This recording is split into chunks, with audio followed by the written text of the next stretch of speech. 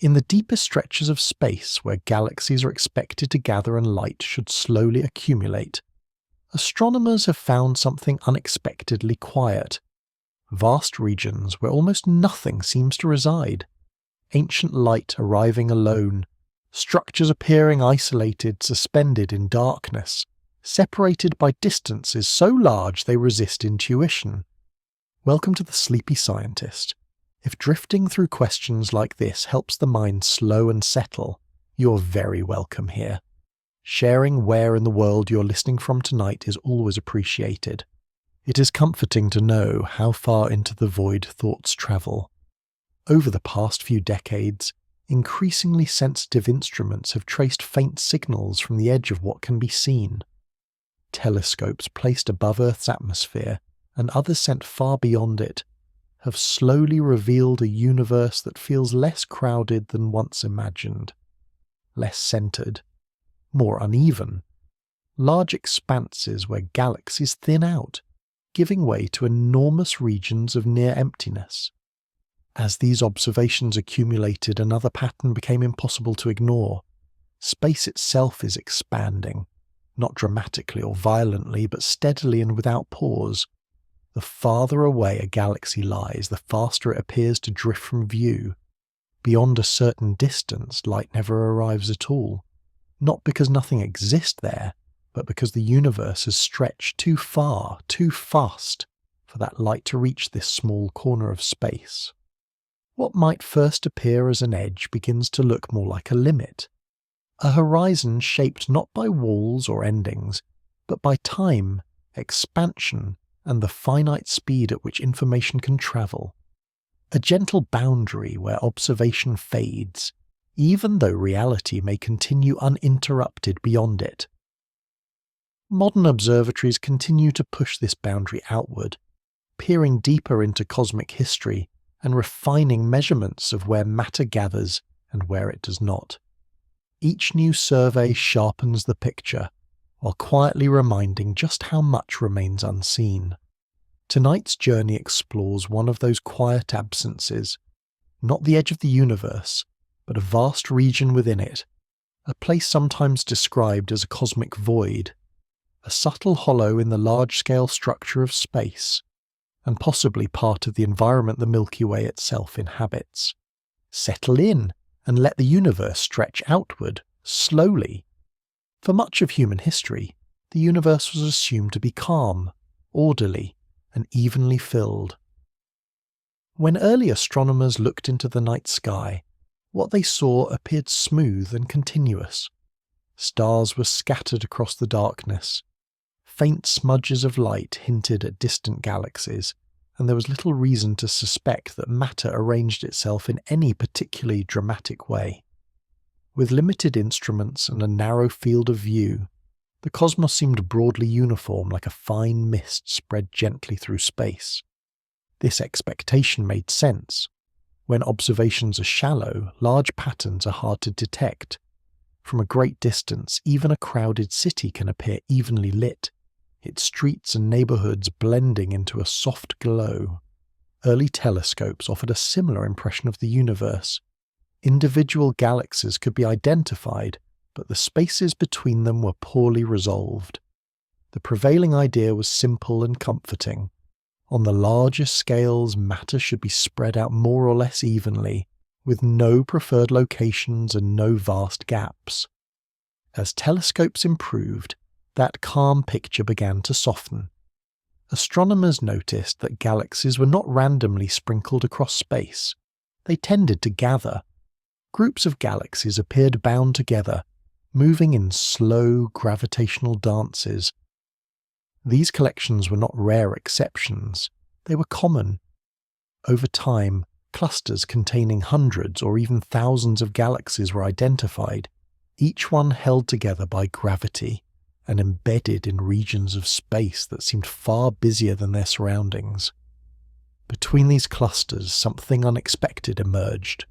There were regions with very few galaxies at all, not just fewer than average, but dramatically fewer. Wide expanses where telescopes found almost nothing. At first, these gaps were treated with caution. It was tempting to assume the observations were incomplete, that faint galaxies were simply being missed. But as surveys expanded and instruments became more sensitive, the pattern persisted. Dense regions and sparse regions repeated themselves over and over again. Understanding this structure required more than just counting galaxies. It required knowing how far away they were. This is where light itself became a measuring tool. As galaxies move away through expanding space, the light they emit stretches as it travels. Its colour shifts toward longer wavelengths, a gentle reddening that carries information about distance. The farther a galaxy lies, the more its light has been stretched during its journey. By carefully measuring this stretching, astronomers could estimate how far away a galaxy was, not just where it appeared on the sky. Direction alone gives a flat picture. Distance adds depth. When millions of these measurements were combined, the universe began to reveal its true shape. What once looked like a smooth fog transformed into something textured and intricate. Large surveys mapped not hundreds, not thousands, but millions of galaxies. Each one was placed into a three-dimensional map, its position determined by where it appeared and how much its light had stretched along the way. When these maps were viewed as a whole, a striking pattern emerged. Galaxies were not scattered randomly. They traced long, delicate strands that stretched across enormous distances. These filaments connected dense nodes where clusters gathered, forming a vast interconnected network. Between these filaments lay enormous empty regions. These were not small gaps, but vast volumes of space, sometimes tens or even hundreds of millions of light-years across, containing very few galaxies. These regions came to be known as voids. The name can sound dramatic, but the reality is quieter. A void is not a hole punched into the universe. It is a region where matter is sparse, not absent. Together, clusters, filaments, and voids form what is often called the cosmic web. The name is fitting. Like a spider's web glistening in early morning light, the structure is delicate, expansive, and held together by invisible forces.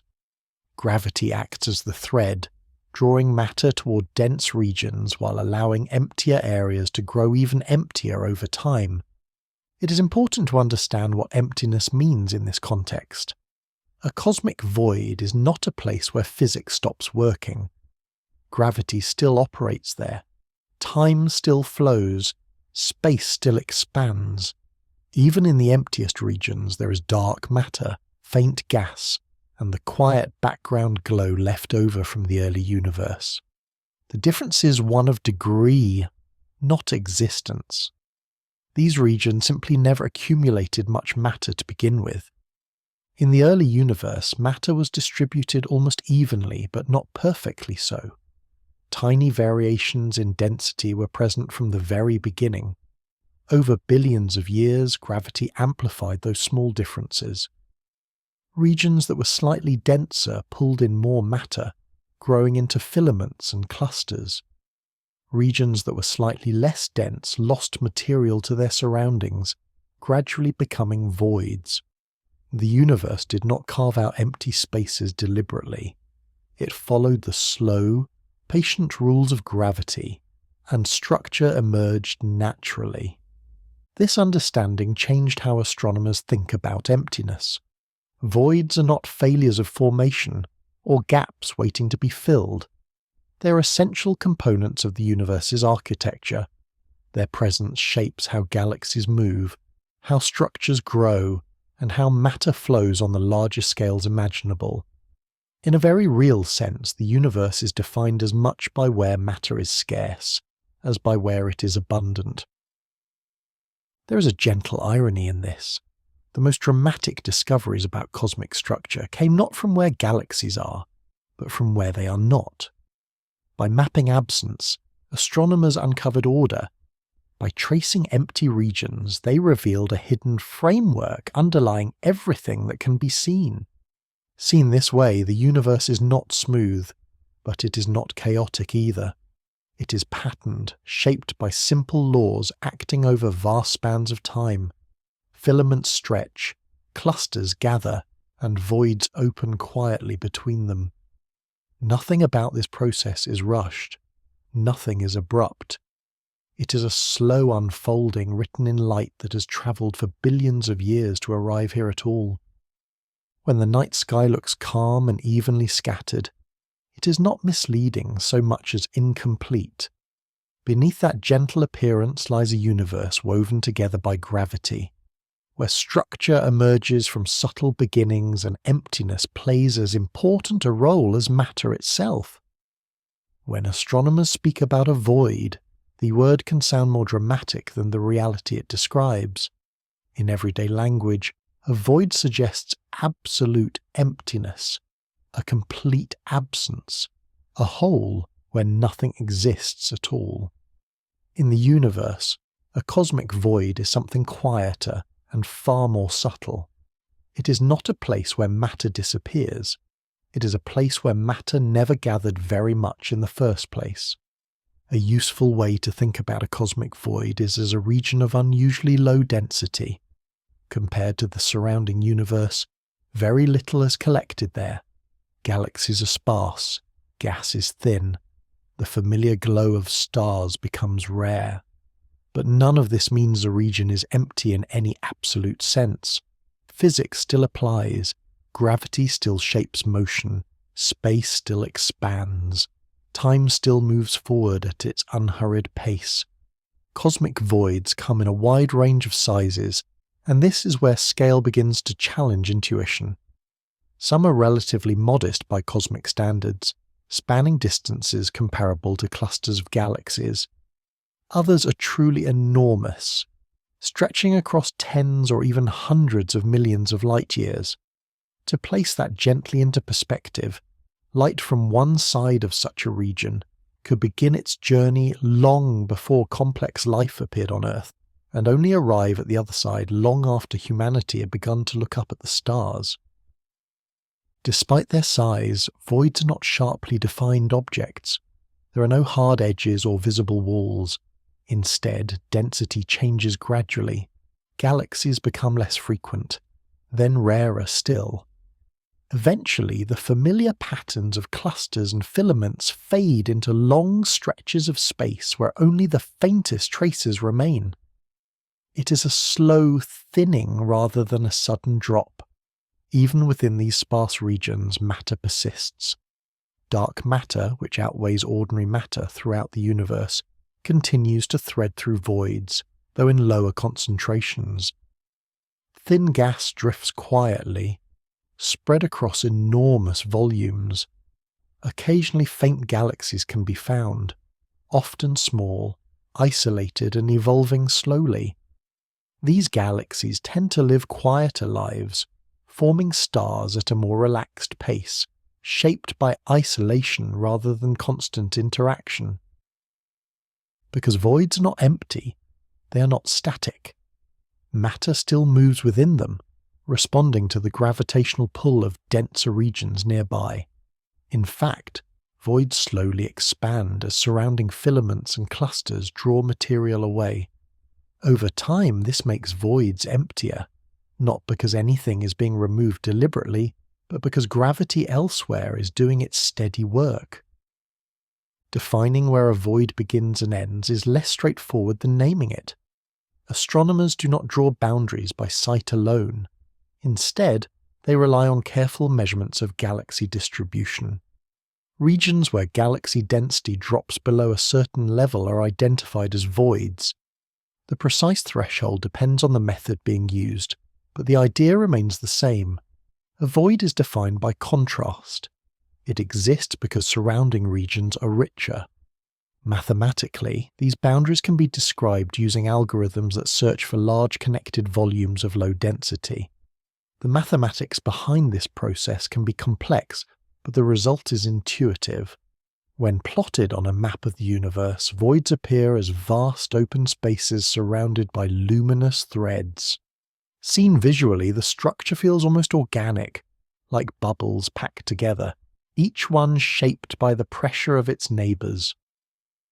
From a human perspective, voids can feel unsettling. There is something instinctively uncomfortable about large empty spaces, especially when they are measured on scales that defy everyday experience. But in cosmology, voids are not signs of absence or failure. They are natural outcomes of how matter evolved from a nearly uniform beginning into a structured universe. In the early universe, matter was spread out with remarkable uniformity. Tiny fluctuations existed, but they were incredibly small. Over time, gravity amplified those slight differences. Dense regions grew denser. Sparse regions lost material to their surroundings. This slow process, unfolding over billions of years, naturally produced a landscape of peaks and valleys. Clusters became the peaks. Voids became the valleys. What makes voids particularly interesting is that they are among the most stable environments in the universe. With fewer interactions and weaker gravitational disturbances, structures inside voids evolve gently. Changes happen slowly. In a sense, voids preserve a quieter record of cosmic history, offering a glimpse of how matter behaves when left largely undisturbed. There is also a subtle beauty in how voids fit into the larger picture. The universe does not organize itself by filling every available space evenly. Instead, it creates contrast. Dense regions and empty regions grow together, shaping one another. Without voids, filaments would have no definition. Without emptiness, structure would blur. This is why astronomers do not treat voids as empty mistakes scattered between important objects. They are essential features of the cosmic landscape. Their size, shape, and distribution carry information about the universe's composition, its expansion, and the invisible matter that shapes everything seen and unseen. It is worth noting that voids are not identical to one another. Some are rounder, others are stretched by surrounding structures. Some contain a handful of faint galaxies, others are nearly pristine. These differences tell stories about their local environments and the slow gravitational conversations taking place across cosmic time. Perhaps the most calming aspect of cosmic voids is their patience. Nothing about them is sudden, nothing collapses or vanishes. They grow quietly as matter elsewhere gathers. They expand gently as space itself stretches. Their emptiness deepens not through destruction, but through redistribution. So when astronomers speak of a void, they are not describing nothingness. They are describing balance. A region defined not by what is missing, but by how matter has chosen, through gravity and time, to arrange itself elsewhere. In this way, voids are as much a part of the universe's structure as galaxies themselves. Seen from afar, the universe resembles a vast, delicate pattern, woven from matter and absence together. Voids are the spaces that allow that pattern to breathe. They give shape to the cosmos not by being empty, but by being gently, patiently less full. When astronomers talk about the Milky Way's neighbourhood, they're not imagining a tidy cluster of nearby galaxies packed closely together. The word neighbourhood can be misleading, because in everyday life it suggests proximity, familiarity, and density. In the universe, those ideas quickly drift apart. What matters most is scale, and scale has a habit of reshaping meaning. The most immediate environment of the Milky Way is known as the local group. This is a small collection of galaxies bound together by gravity, moving through space as a loose family. It contains a few large members, including the Milky Way itself and a nearby spiral galaxy often called our closest large companion, along with dozens of much smaller galaxies. These smaller systems are faint, irregular, and often overlooked, yet they make up the majority of the group. Even within this local gathering, space dominates. The distances between galaxies are enormous compared to their sizes. If the Milky Way were reduced to the size of a coin, its nearest large neighbour would still be many meters away. The local group feels intimate only by cosmic standards. In human terms, it is astonishingly empty. This is the first lesson of cosmic neighborhoods. Being close does not mean being crowded. Galaxies can share a gravitational relationship while remaining separated by vast distances of darkness. The universe allows companionship without closeness, structure without density. Beyond the local group, the definition of the neighborhood begins to stretch. Astronomers often expand the scale to include nearby groups and clusters of galaxies, forming larger associations sometimes described as local volumes or superclusters. At each step outward, the word nearby loses its everyday meaning and becomes purely relative. What counts as close depends entirely on the frame of reference. From one perspective, the Milky Way sits in a modest group of galaxies, quietly orbiting a shared centre of mass. From another, that entire group is just one small knot within a much larger arrangement of matter. Neither view is wrong, each simply describes a different level of zoom. As astronomers mapped the motion of galaxies in and around our region of space, they noticed something subtle but important. Galaxies were not moving randomly. Their motions carried information about what surrounded them, including things that could not be seen directly. Some galaxies appeared to drift in ways that suggested they were being pulled toward distant concentrations of mass. Others seemed to move away from the large empty regions, as though pushed by an absence rather than pulled by a presence. These motions are gentle, measured over long periods, but they are consistent. They reveal that gravity responds not only to what is nearby, but to the broader distribution of matter across space. Dense regions exert influence. Sparse regions do as well, not by pulling, but by offering less resistance, allowing surrounding structures to dominate the motion. This means that understanding the Milky Way's neighborhood requires more than counting nearby galaxies. It requires understanding the balance between dense regions and emptier ones. A galaxy can have neighbors and still sit on the edge of a much larger empty region. Proximity on one scale can coexist with isolation on another. When astronomers describe where the Milky Way is located, they often do so in layers. First, there is the galaxy itself, a spiral system of stars, gas, and dust. Then comes the local group, a small gravitational community. Beyond that lies a broader region containing other groups and filaments, and beyond that still, immense stretches where galaxies become scarce. Each layer adds context, each one shifts perspective. At no point does the universe offer a single definitive address. This layered view helps explain why discussions of cosmic location can sound contradictory. One description might emphasize companionship, noting that the Milky Way is part of an active group of galaxies. Another might emphasize emptiness, pointing out that this group sits near a region where matter is unusually sparse. Both statements can be true at the same time. Distance alone does not define environment. Density matters just as much. A galaxy can be surrounded by neighbors yet still exist in a broader region, where galaxies are few and far between.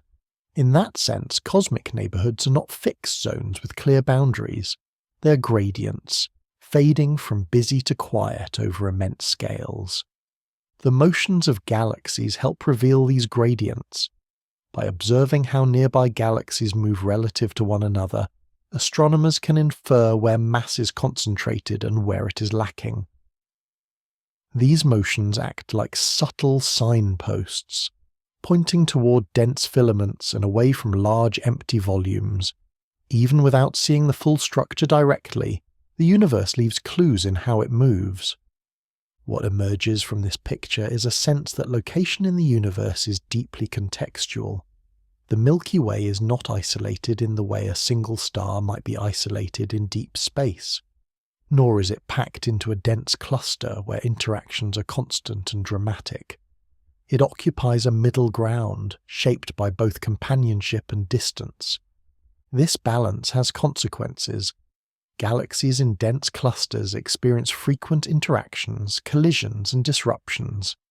Galaxies in emptier regions evolve more quietly, shaped by internal processes rather than constant external influence. The Milky Way's position suggests a relatively calm history, with enough interaction to shape its structure, but enough space to avoid continual disturbance. There is a gentle irony here. From within the Milky Way, the night sky feels rich and crowded, filled with stars. From the perspective of the local group, the Milky Way is one luminous island among a few others. From a still broader view, that entire island chain drifts near a region of comparative emptiness. The sense of abundance and the sense of isolation coexist, depending on where the boundary is drawn. Astronomers are careful with this language for a reason. Words like neighbourhood, nearby, and local are conveniences, not absolutes. They help organise understanding, but they do not describe rigid structures. The universe resists sharp divisions. Everything blends gradually into something larger. Seen this way, mapping the Milky Way's neighbourhood is less about pinning down a precise location, and more about understanding relationships. Who is close on one scale? Who is distant on another? Where matter gathers, where it thins. How gravity connects regions across distances that defy intuition. This perspective encourages a quieter way of thinking about place. Instead of asking whether the Milky Way is isolated or connected, it becomes more useful to ask in what way and at what scale. The answer changes as the view widens, and that change is not a flaw. It is a feature of a universe built on layers of structure. In the end, the Milky Way's neighbourhood is not a single thing. It is a nested arrangement of environments, each one revealing something different about how matter organises itself. Close companions exist alongside vast spaces. Motion reveals both attraction and absence. Location becomes a matter of perspective, shaped by how far one chooses to look. And perhaps that is the most important lesson of all, in the universe, where something cannot be separated from how it is viewed. The Milky Way is neither crowded nor alone. It is situated contextually within a structure that depends entirely on scale. Close to home, on cosmic scales, there is a region of space that at first seems almost unremarkable. No dramatic name drawn from mythology, no sudden edge or visible boundary, just an unusually quiet stretch of the universe, identified not by what it contains, but by what it lacks. Astronomers call it the local void, and despite the simplicity of the name, it represents one of the most intriguing features of our immediate cosmic environment. The local void is not a theoretical idea or a poetic description. It is a real, studied structure, recognized through decades of careful observation.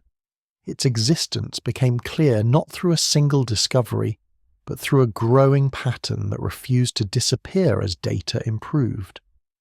When astronomers mapped nearby galaxies, they noticed a broad region of space where galaxies were unexpectedly scarce. Telescopes looked there and kept finding very little. At first, this absence was treated cautiously. Observational gaps are common in astronomy, especially when faint objects are involved. It is always possible that something is simply too dim to be detected. But as surveys expanded and instruments became more sensitive, the emptiness remained. The region was not missing galaxies because of poor data. It was missing galaxies because there were very few to find. The local void revealed itself in another way as well, through motion. Galaxies near this region did not sit still. They moved in patterns that hinted at an imbalance in their surroundings. Instead of drifting evenly in all directions, many nearby galaxies appeared to be moving away from the void. Not dramatically, and not suddenly, but persistently. Over time, these motions painted a consistent picture. Gravity provides the explanation, and it does so quietly. Dense regions of space pull matter toward them. Sparse regions pull less. When a large volume contains very little mass, it exerts relatively weak gravitational influence. Surrounding structures richer in matter dominate instead. The result is not that galaxies are pushed by some force emanating from the void, but that they are drawn more strongly toward denser regions elsewhere. This distinction matters. The local void is not expelling galaxies. It is simply failing to hold on to them. Over billions of years, matter has drifted toward filaments and clusters, leaving behind a growing region of low density. The motions we observe today are the gentle outcome of that long process. The Milky Way sits close to this region, but not within its deepest interior. Observations indicate that our galaxy lies near the edge of the local void, close enough to feel its influence, but far enough to remain part of a more populated environment. This positioning helps explain certain features of local galaxy motion without placing the Milky Way in an extreme or unusual location. Being near the edge of a void is different from being surrounded by emptiness. The night sky still contains nearby galaxies. The local group remains intact. Gravity from neighbouring structures continues to shape motion and evolution. Yet the presence of a large underdense region nearby subtly affects the broader flow of matter. This edge position is revealed through careful measurements of galaxy velocities. When astronomers compare the motion of nearby galaxies to what would be expected in a perfectly uniform universe, small deviations appear. These deviations are not random. They align with the direction of the local void. Galaxies on one side show motions consistent with being drawn toward denser regions on the opposite side. Again, nothing here is abrupt. The speeds involved are modest by cosmic standards. These are slow drifts measured over vast spans of time, but they are consistent, and consistency is the currency of careful science. The local void itself is large, extending across tens of millions of light years. Within this volume, galaxies are rare but not entirely absent. A handful of faint systems exist, often small and isolated.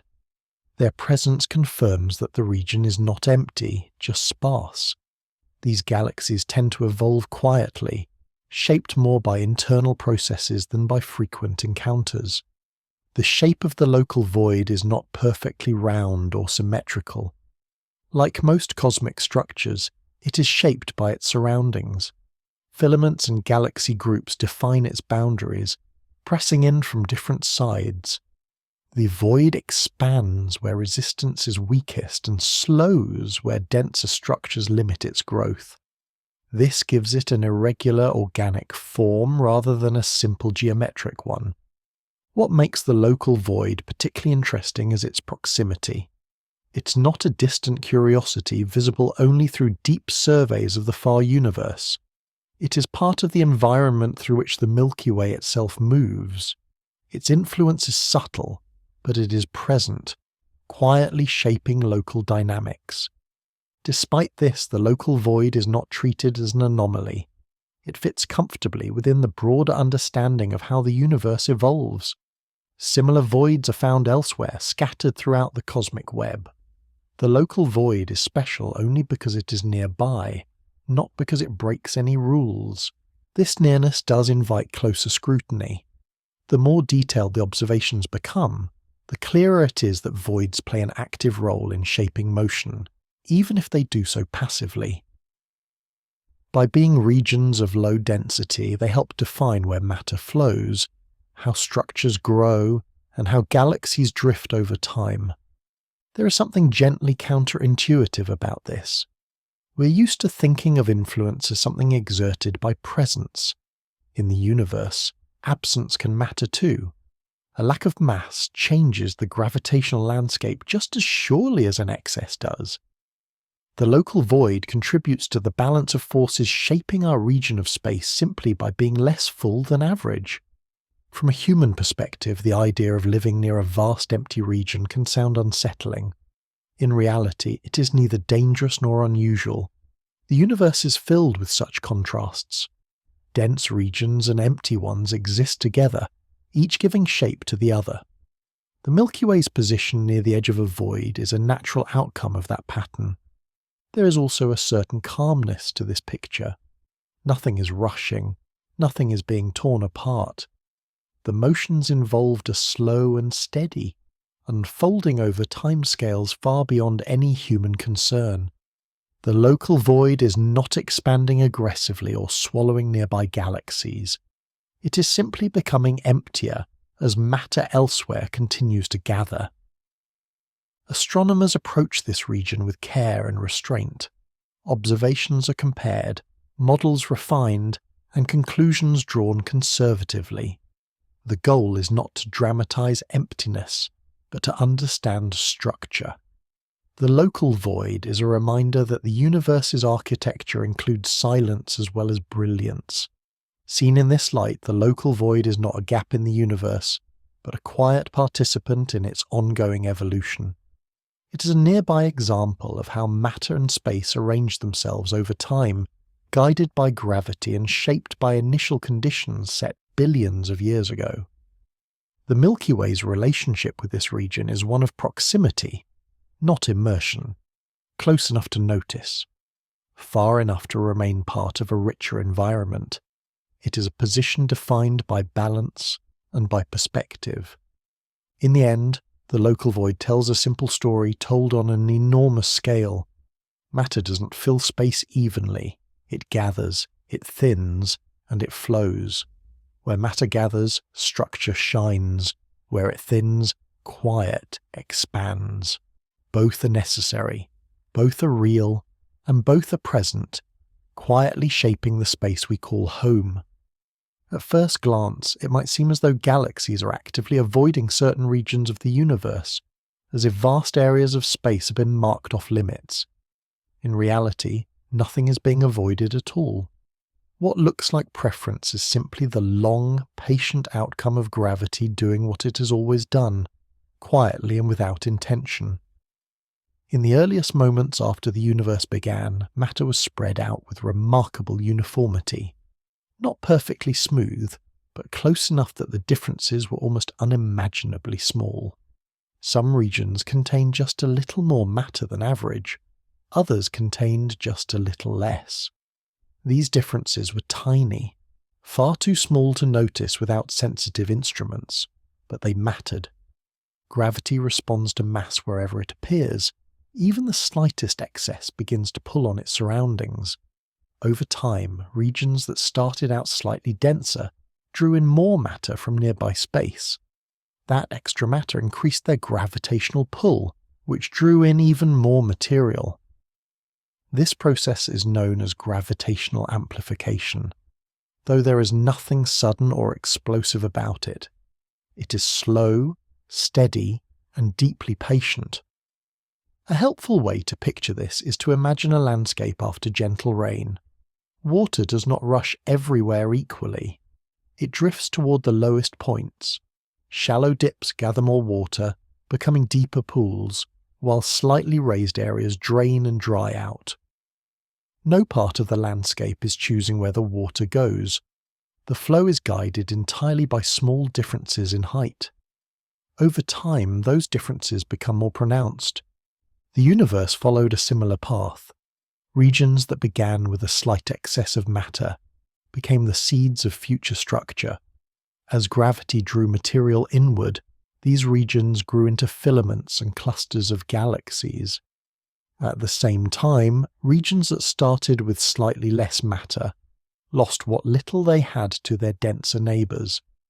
These areas gradually became emptier, not because matter was removed, but because it was never replaced. This is why dense regions grow denser and empty regions grow emptier. Gravity does not spread matter evenly, it concentrates it, and once a region begins to lag behind in density, it becomes increasingly unlikely to catch up.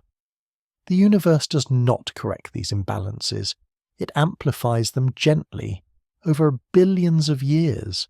Voids emerge naturally from this process. They are not carved out, they are not blown open. They simply fail to accumulate matter as efficiently as their surroundings. As filaments thicken and clusters grow heavier, voids expand, stretching quietly as space itself continues to grow. It is important to emphasize that nothing dramatic happens inside a void to drive this process. There is no force pushing matter away.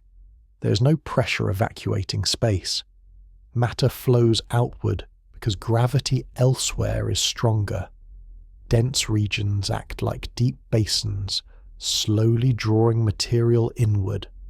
Sparse regions act like gentle slopes, offering little resistance as matter drifts away. Over immense spans of time, this creates the large-scale structure observed today. Filaments thread through space, connecting massive clusters, while voids open between them like broad, calm valleys. The pattern is not random. It is the inevitable outcome of simple rules applied consistently over an unimaginably long duration. The pace of this evolution is almost difficult to describe without understating it.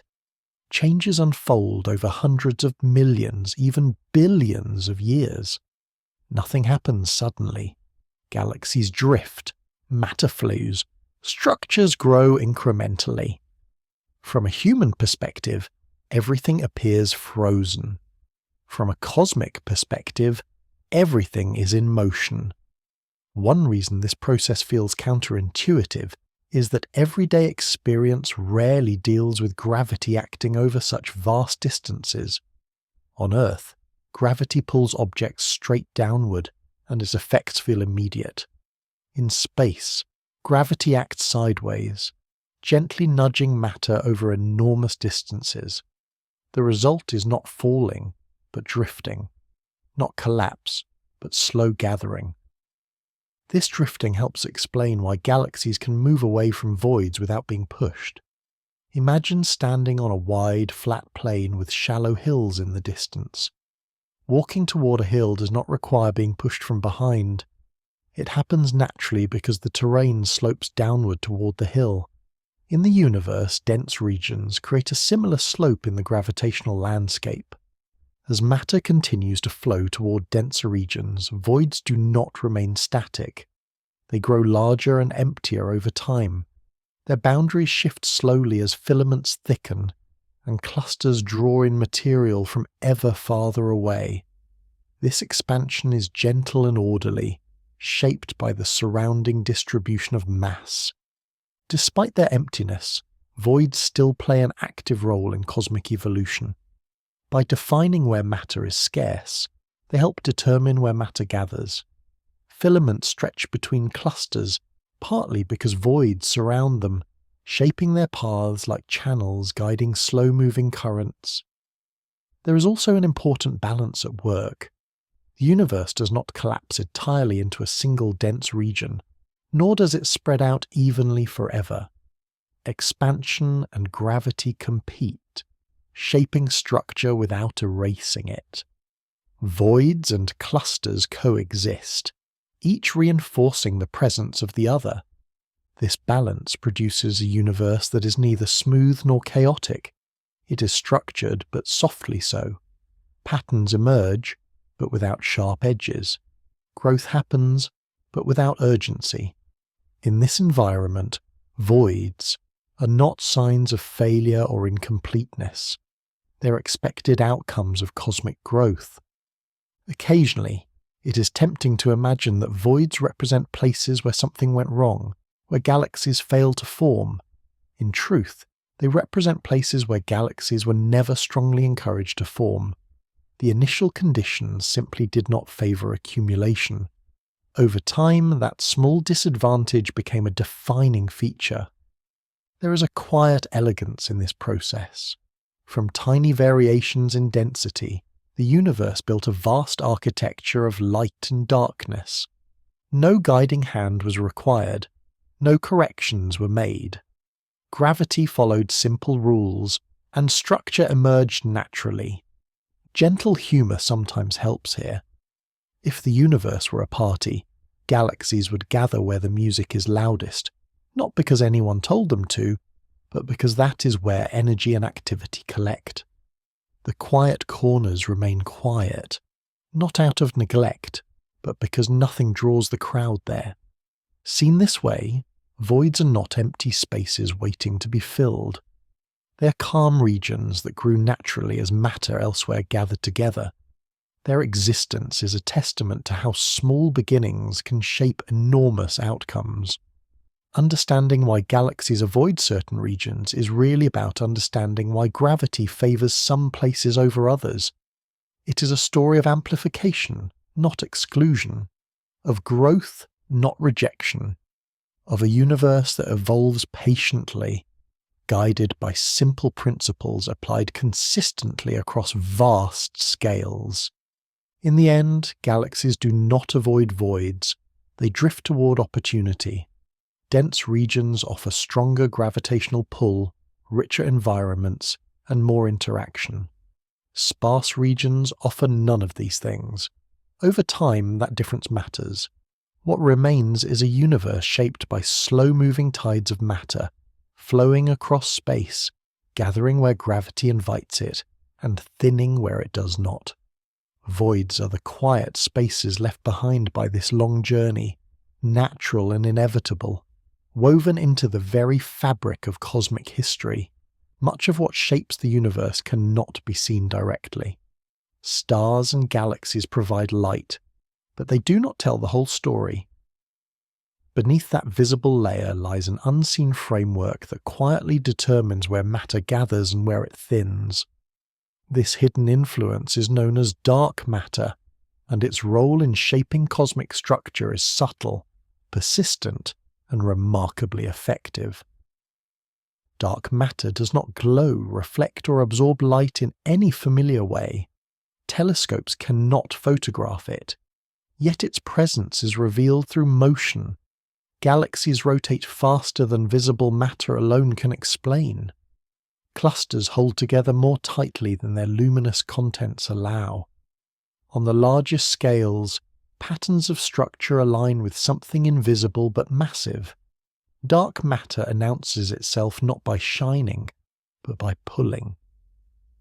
From the earliest stages of the universe, dark matter played a leading role. While ordinary matter interacted with light and heat, dark matter moved differently. It did not slow down in the same way. It began to clump early, forming faint gravitational wells long before stars or galaxies appeared. These wells became the scaffolding upon which visible structure later assembled. As ordinary matter cooled and began to gather, it fell into these invisible concentrations. Gas flowed inward. Stars ignited. Galaxies formed where dark matter had already gathered. In this sense, dark matter did not follow galaxies. Galaxies followed dark matter. This process helps explain why galaxies appear where they do. Dense regions of dark matter became homes for clusters and filaments. Sparse regions where dark matter was less concentrated became the quiet expanses now known as voids. The distribution of visible matter mirrors the distribution of dark matter, but only imperfectly. Light traces structure. Gravity defines it. It is important to note that voids are not empty of dark matter. They contain it too, just in lower concentrations. Even the quietest regions of space are threaded with this invisible material. The difference is not presence versus absence, but abundance versus scarcity. Where dark matter is dense, galaxies flourish. Where it is thin, galaxies are few. This understanding did not emerge overnight. Long before detailed maps of galaxies existed, physicists began simulating how the universe might evolve under the influence of gravity and dark matter. These simulations started with simple initial conditions, small variations in density, and well-tested physical laws. Then they were allowed to run forward in time. The results were striking. Without being instructed to produce filaments or voids, the simulations generated them naturally. Dense nodes formed, Long strands connected them. Vast empty regions opened in between. The overall pattern closely resembled what later surveys would observe in the real universe. In many cases, these simulated voids appeared before astronomers had the observational data to confirm them.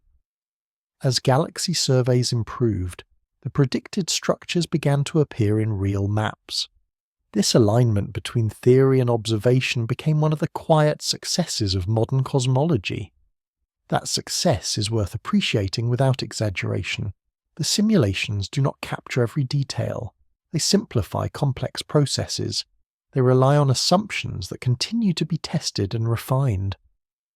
But the fact that such large-scale features emerged at all speaks to the strength of the underlying ideas.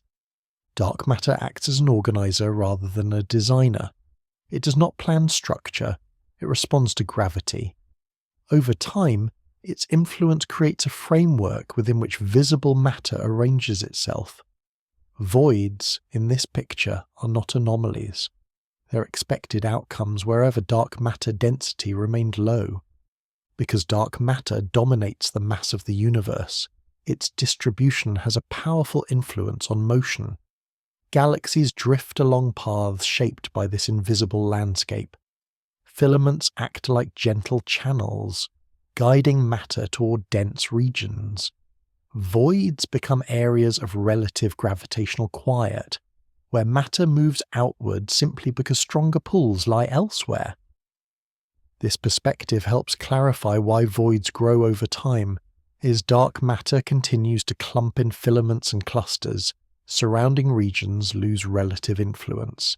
Matter flows away slowly, deepening the contrast. The universe becomes more structured, not because something is being actively rearranged, but because gravity continues to act on what was already uneven. One of the most reassuring aspects of this picture is its consistency. The same principles that explain galaxy rotation explain cluster stability. The same framework that predicts filaments also predicts voids. Dark matter provides a unifying explanation across scales that differ by millions of times. At the same time, there is humility built into this understanding. Dark matter is inferred, not observed directly. Its nature remains unknown. Whether it is made of undiscovered particles or something even more subtle is still an open question. The success lies not in knowing what dark matter is, but in knowing what it does. That distinction matters. Scientific confidence does not require complete understanding. It requires consistent explanation. Dark matter earns its place in cosmology not through certainty of composition, but through its ability to account for observed patterns again and again. In the context of voids, this means predictions can be made carefully. Simulations suggest how voids should evolve, how empty they should become, and how they should influence nearby motion. Observations broadly support these expectations. Where discrepancies appear, they guide refinement rather than rejection. There is also a gentle lesson here about invisibility. The most influential component of cosmic structure cannot be seen. Light, for all its usefulness, traces only a small fraction of what exists. The quiet architecture of the universe is built largely from something that leaves no direct visual imprint. This does not diminish the role of visible matter. Stars, galaxies, and gas provide the details that make the universe rich and varied. But the underlying shape comes from something quieter. Dark matter sets the stage, ordinary matter performs upon it. Even humour finds a place here. If the universe were a city, dark matter would be the street layout, zoning rules, and infrastructure, quietly determining where buildings can rise. Galaxies would be the lights in the windows, visible and lively, but following patterns laid down long before anyone moved in. Seen this way, voids are not empty neighbourhoods waiting to be developed. They are regions where the infrastructure was never dense enough to encourage growth. Nothing failed to arrive. There was simply little reason to stay. The predictive success of dark matter-based models does not mean the story is complete. Questions remain, details continue to be explored, alternative ideas are tested. This is not uncertainty in the sense of confusion, but uncertainty in the sense of ongoing refinement. What stands firm is the broad picture. An invisible component shapes where matter gathers, that shaping produces filaments, clusters, and voids. The patterns seen in simulations align closely with what is observed. The quiet role of dark matter leaves a visible imprint across the universe. In the end, dark matter reminds observers that the universe is guided as much by what cannot be seen as by what can. Its influence is steady, unhurried, and vast. It does not announce itself. It does not demand attention. Yet without it, the universe would look profoundly different. Voids, filaments, and galaxies together tell a story written largely in invisible ink. Dark matter provides the grammar. Gravity supplies the rhythm. Visible matter fills in the detail. And over billions of years, a structured universe emerges, calm, intricate, and quietly held together by forces that work best when they remain unseen. To understand why the universe looks the way it does, astronomers do something that might seem counterintuitive at first.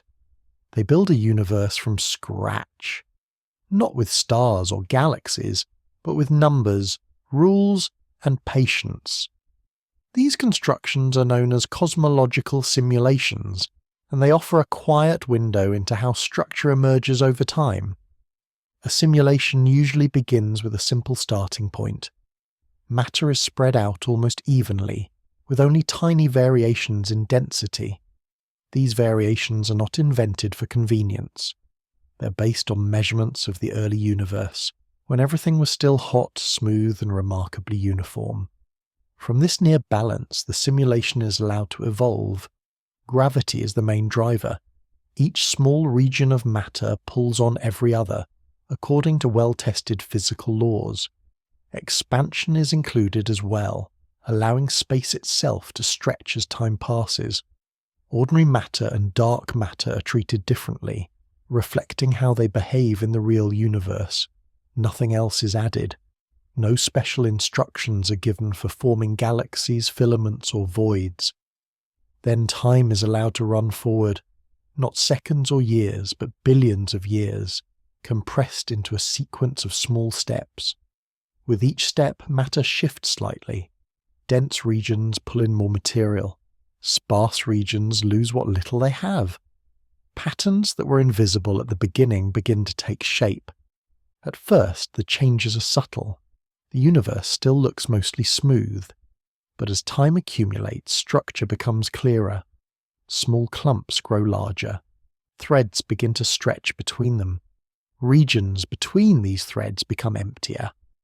Without being told to do so, the simulation begins to resemble the observed universe. Voids appear early and persist. They do not require special conditions. They emerge naturally whenever gravity is allowed to amplify small differences over long periods. Nearly every simulation that starts with realistic conditions produces them. The shapes vary, the sizes differ, but the presence of large, underdense regions is consistent. What makes this particularly reassuring is how these simulated patterns compare to real observations. When astronomers map galaxies across the sky and place them into three-dimensional space, the resulting structures look strikingly familiar.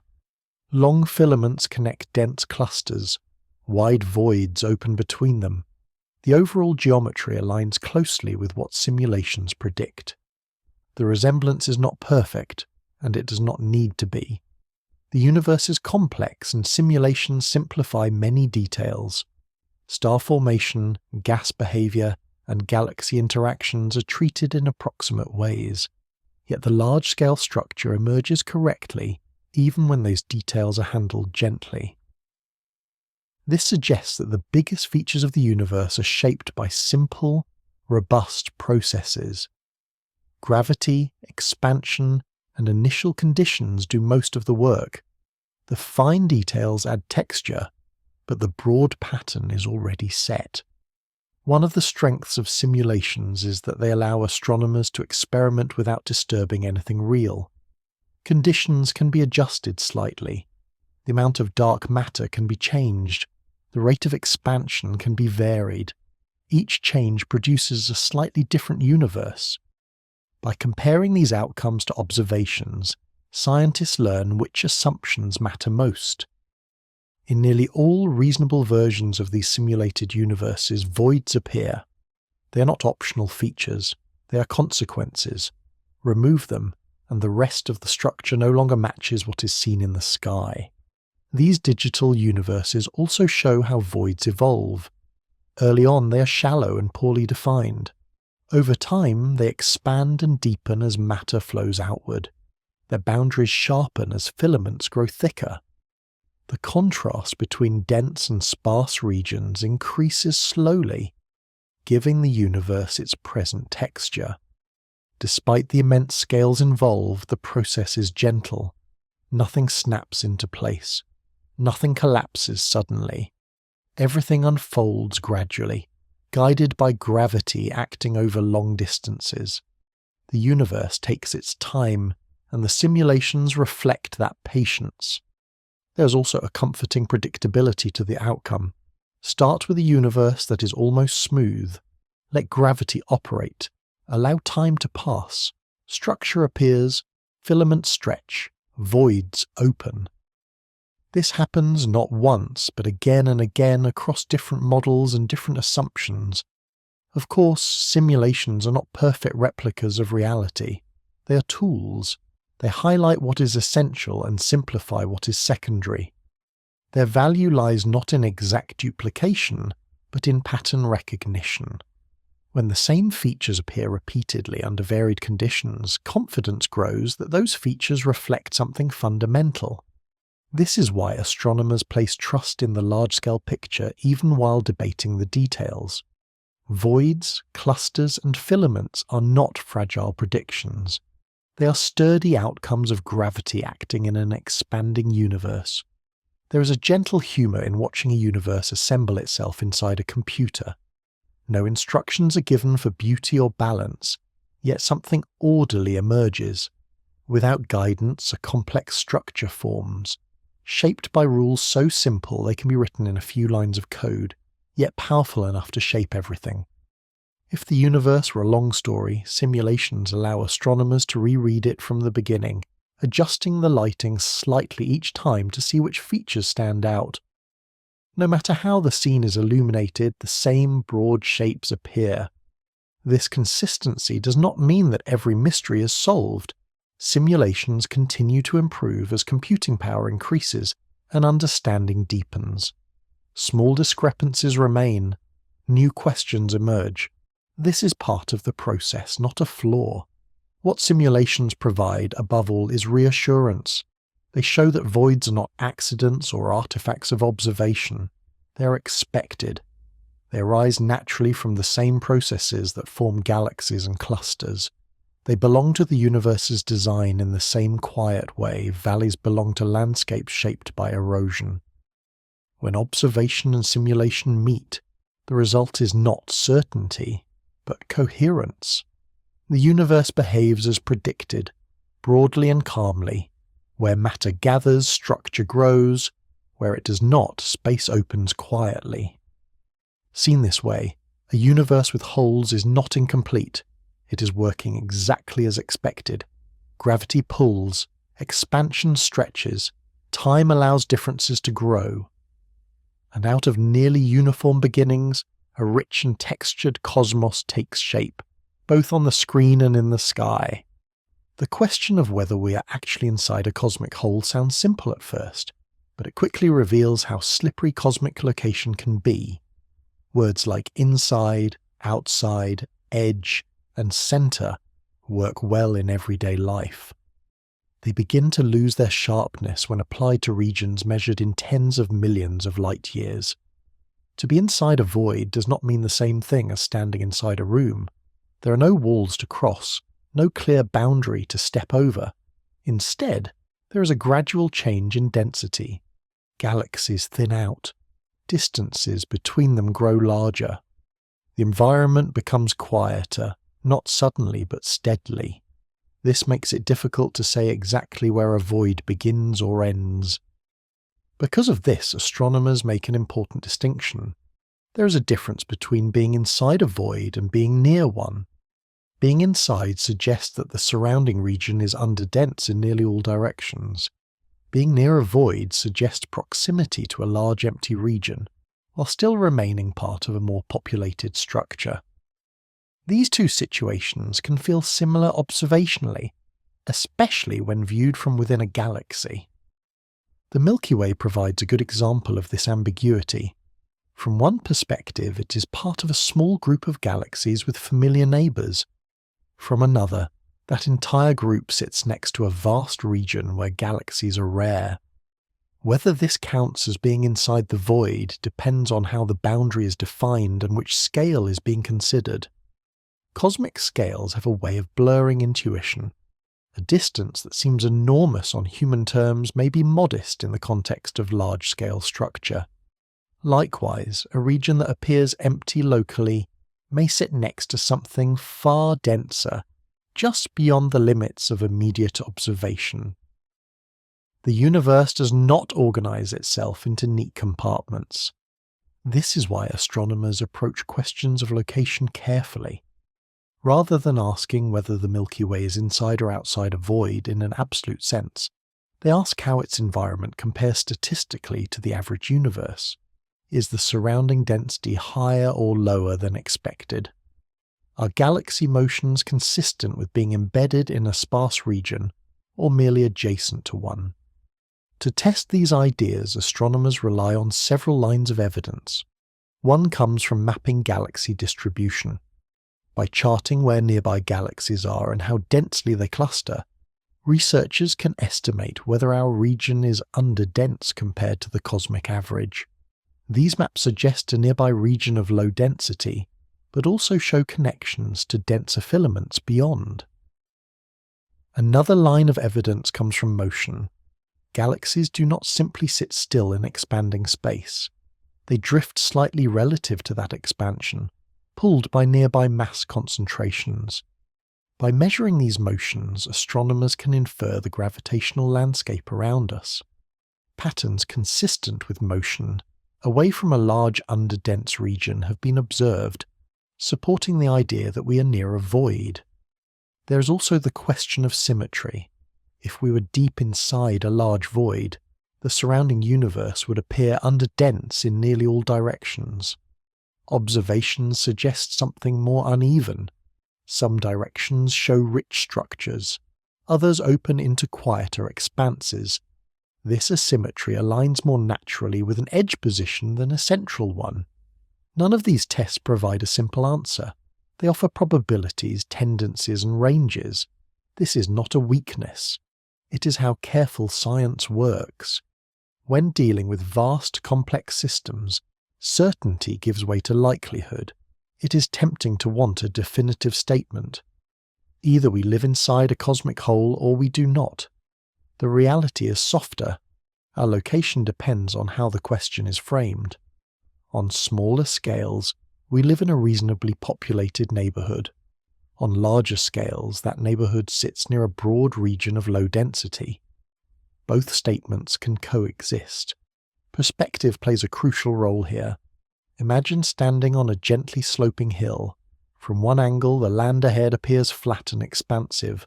From another, a valley opens below. Whether one says they are on a hill or beside a valley depends on where they look and how far they step back.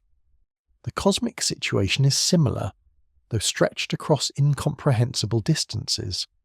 This layered perspective helps explain why discussions about voids can sound contradictory. Different studies emphasize different scales. Some focus on the immediate surroundings of the Milky Way. Others zoom out to tens of millions of light years. Each reveals a different aspect of the same structure.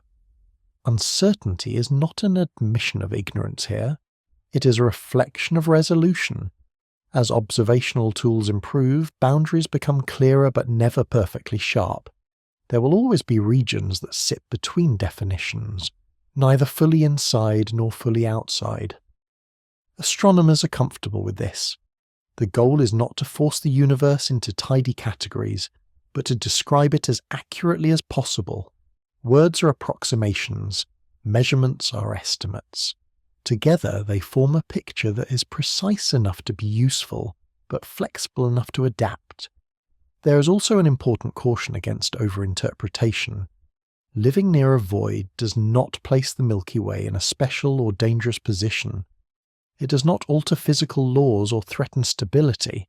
It simply means that the distribution of matter nearby is uneven, as it is almost everywhere in the universe. Many galaxies occupy similar positions. Some sit near dense clusters. Others drift along filaments. Some lie adjacent to large empty regions. None of these locations are rare or privileged. They are the natural outcomes of cosmic evolution. The idea of being inside a hole can feel unsettling because it suggests isolation. In practice, the universe does not operate on such absolutes.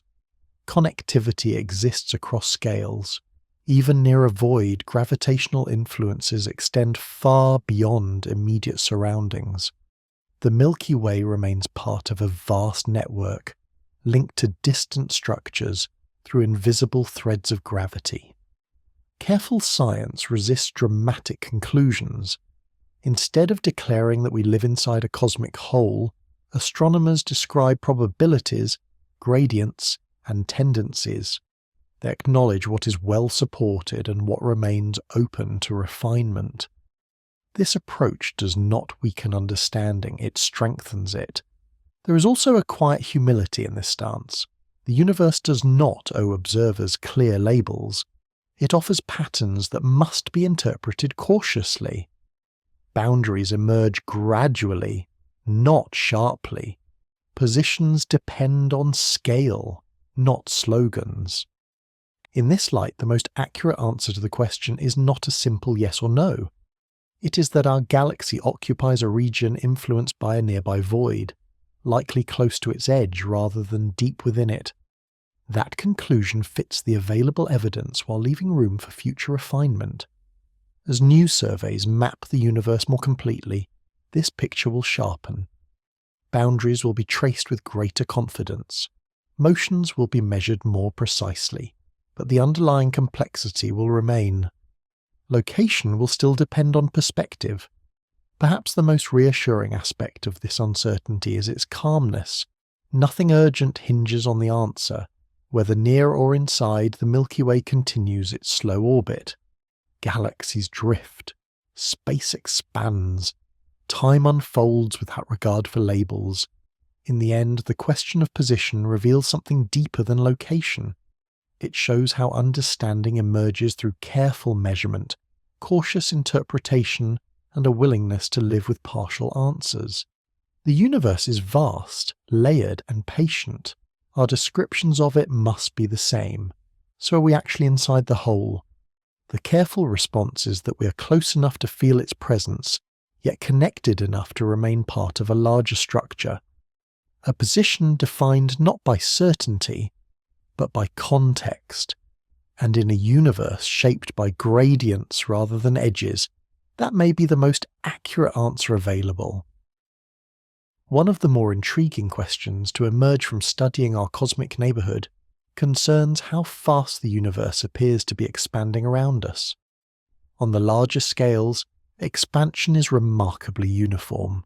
Galaxies recede from one another in a smooth, predictable way, and the relationship between distance and speed holds across enormous spans of space.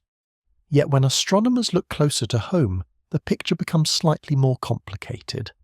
Measurements of the expansion rate in our local region sometimes suggest that space here may be stretching a little faster than average.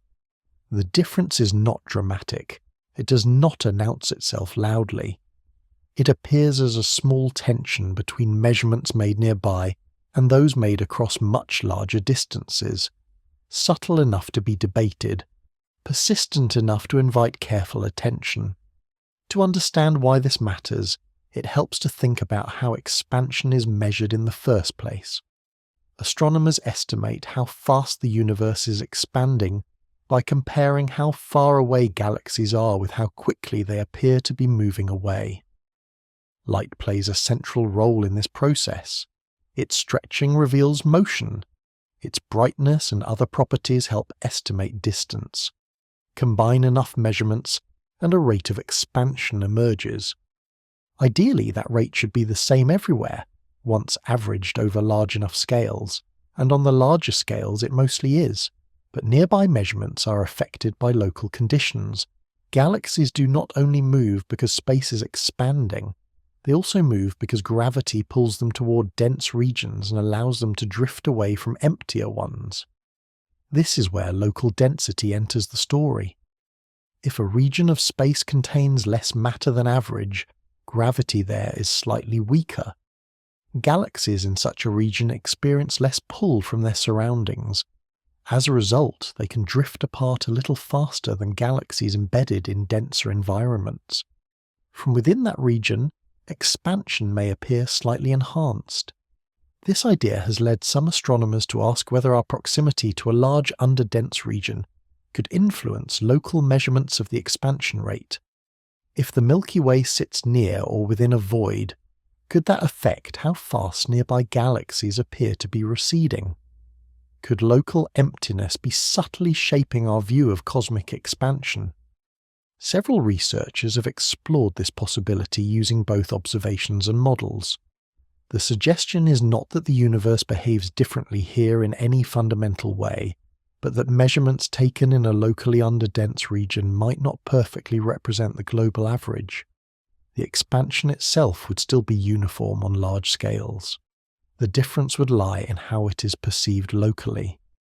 This proposal has an appealing simplicity. It connects large-scale structure with local observation. It offers a potential explanation rooted in known physics rather than exotic new ingredients. But simplicity alone is not enough. The idea must be tested carefully against data. When astronomers examine this explanation closely, the picture becomes nuanced. Local density does have an effect on galaxy motion. That much is well established. Voids influence how matter flows. Galaxies near them drift in characteristic ways. However, whether this influence is strong enough to account for the observed differences in expansion, measurements, remains uncertain. Some studies suggest that the effect could contribute modestly. Others find that it falls short. The outcome depends on how large and how empty the local region is assumed to be, and on how measurements are selected and interpreted. Small changes in assumptions can shift conclusions noticeably. This is why the discussion remains active rather than resolved. There is no single decisive test that settles the matter. Instead, evidence accumulates slowly, weighed and reweighed as methods improve. It is also important to note that not all astronomers agree on how significant the discrepancy is to begin with. Measurements of cosmic expansion rely on complex chains of inference. Distance estimates carry uncertainties. Calibration matters. Independent methods do not always align perfectly. Distinguishing between systematic effects and genuine physical differences is an ongoing challenge. Because of this, void-based explanations are treated with caution. They're explored as possibilities, not adopted as conclusions. Researchers test them against simulations, compare them to alternative ideas, and look for signatures that would clearly support or rule them out. There is a healthy restraint in this approach. The history of astronomy is filled with examples where apparent anomalies faded as data improved. It is also filled with cases where small discrepancies led to major breakthroughs. The difference lies in patience and care. The idea that local structure could influence local measurements is not controversial in itself. What remains debated is the scale of that influence. Is it a small correction or a significant factor? Does it explain part of the difference or only a tiny fraction? These are questions of degree, not direction. From a broader perspective, this debate highlights something reassuring about modern cosmology. disagreements are not about whether expansion exists or whether gravity works. They're about refining measurements to higher precision. The framework remains solid even as details are examined closely. There is also an important conceptual point here. Expansion is not something that happens independently of structure. Space expands everywhere, but matter responds to gravity locally. These two processes overlap. Untangling their effects requires careful modelling and clear thinking. Gentle humour sometimes helps to keep this grounded. Measuring the universe from inside it is a bit like trying to estimate the speed of a river while floating along in the current. Local eddies and calm stretches can make the flow feel faster or slower, even though the river as a whole moves steadily onward. In the same way, living near a void might make expansion feel slightly different without changing its global behaviour. Whether this effect is large enough to matter remains an open question. What is clear is that astronomers do not rush to conclusions. Claims are tested from multiple angles. Independent teams check one another's work. Alternative explanations are considered seriously.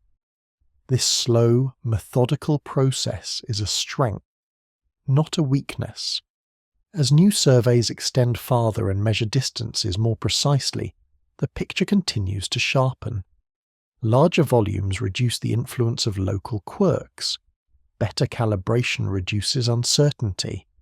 Over time, the role of local structure in expansion measurements will become clearer. For now, the expansion rate question remains a topic of careful discussion rather than firm resolution. Local measurements hint at complexity. Global measurements provide stability. Reconciling the two is an active area of research, approached with curiosity rather than urgency. What matters most for this story is not which explanation ultimately proves correct, but how the question is handled. The presence of debate reflects a field alive with inquiry, guided by evidence and tempered by caution. Whether local emptiness plays a role or not, the universe continues to expand calmly. Galaxies drift apart, structures evolve, voids deepen gently. The broader picture remains unchanged even as details are refined. In that sense, the expansion rate question is less about cosmic drama and more about cosmic precision. It reminds observers that understanding improves not through bold declarations, but through careful measurement, patient comparison, and a willingness to sit with uncertainty while the data slowly speaks. When the idea of a cosmic whole enters the conversation, it is natural to wonder whether it changes anything meaningful about life, physics, or the long-term stability of the universe. The phrase itself can sound dramatic, as though something fundamental might be missing or broken. In reality, living near or even within a cosmic void carries far fewer consequences than the name suggests. The most important point is also the simplest. The laws of physics do not change inside a void. Gravity still works the same way. Light still travels at the same speed. Atoms behave as they always have. The same physical principles that govern dense clusters of galaxies also govern the quietest regions of space. A void is not a different kind of universe. It is the same universe, just less crowded. If the Milky Way were located deep inside a void rather than near its edge, daily experience would remain entirely unchanged. Stars would still orbit the galaxy's centre. Planets would still circle their stars. Chemistry would proceed as usual. There would be no sudden dimming of the sky, no weakening of forces, and no cosmic instability creeping in from the edges of space. On human timescales, nothing about a void is urgent. The motions involved are slow beyond imagination. Galaxies drift over millions of years. Structures evolve over billions. From the perspective of a human lifetime, the universe is essentially frozen in place regardless of local density. Even on astronomical timescales, the differences are subtle. Galaxies in voids tend to experience fewer interactions. They collide less often and evolve more gently. But this does not make them fragile or unstable. If anything, it can make them quieter places, shaped more by internal processes than by frequent external disruption. For the Milky Way, this means that proximity to a void does not threaten its structure or future. Our galaxy is not being pulled apart or pushed into emptiness. It follows its orbit, interacts occasionally with neighbours, and evolves at its own measured pace. The surrounding environment influences motion slightly, but never violently. One area where location does matter is interpretation. Astronomers must account for local structure when analysing data. Measurements of galaxy motion, distance, and expansion can be influenced by nearby density variations. This does not invalidate the measurements. It simply means they must be understood in context. In this sense, a cosmic whole changes how observations are read, not how reality behaves. It affects perspective, not physical law. Scientists adjust for these effects as part of careful analysis, much as a photographer adjusts for lighting when interpreting an image. There is also no sense in which voids are dangerous. They do not expand aggressively. They do not swallow matter. They are not growing at the expense of everything else. They grow quieter as matter elsewhere gathers, but this is a passive process, unfolding slowly and evenly. The word whole can be misleading here. It suggests absence where something should be. A cosmic void is not a gap torn into the universe. It is a natural outcome of how matter distributed itself over time. Nothing is missing. Nothing has been removed. This distinction is important for emotional reasons as well as scientific ones. Humans are sensitive to ideas of emptiness and isolation. A quiet region can feel unsettling if framed incorrectly. In reality, voids are simply part of the cosmic landscape, as ordinary as mountains and valleys on Earth, just vastly larger. Even light-hearted comparisons can help. If the universe were a loaf of bread, voids would be the air pockets that formed as it rose. They do not weaken the loaf. They give it structure. Without them, the texture would be entirely different. Another question that sometimes arises is whether living in a void affects cosmic destiny. Does it change the fate of the universe as a whole? The answer is no. The long-term evolution of the universe depends on its overall composition and expansion, not on local variations in density. Voids and clusters are details in a much larger story. On the larger scales, expansion continues smoothly. Galaxies recede, space stretches. Local environments shape motion slightly, but they do not alter the global trajectory. Whether a galaxy sits in a dense cluster or near a void, the universe expands all the same. This is why astronomers are careful to separate dramatic language from actual consequences. Terms like cosmic whole are descriptive shortcuts, not warnings. They capture attention, but they do not imply risk. The real significance of voids lies in what they teach about structure and history. They reveal how small differences in the early universe grew over time. They help test models of gravity and matter. They provide quiet laboratories for studying galaxy evolution under gentle conditions. In practical terms, voids offer astronomers opportunities rather than threats. Their simplicity makes certain measurements cleaner. With fewer nearby objects to interfere, some signals become easier to interpret. In this way, emptiness can be useful. There is also a philosophical calmness to this realization. Living near a void does not place us on the edge of anything meaningful. It does not signal fragility or isolation. It simply reflects where matter happened to gather, guided by gravity and time. If anything, voids remind observers that the universe is comfortable with imbalance. It does not insist on uniformity.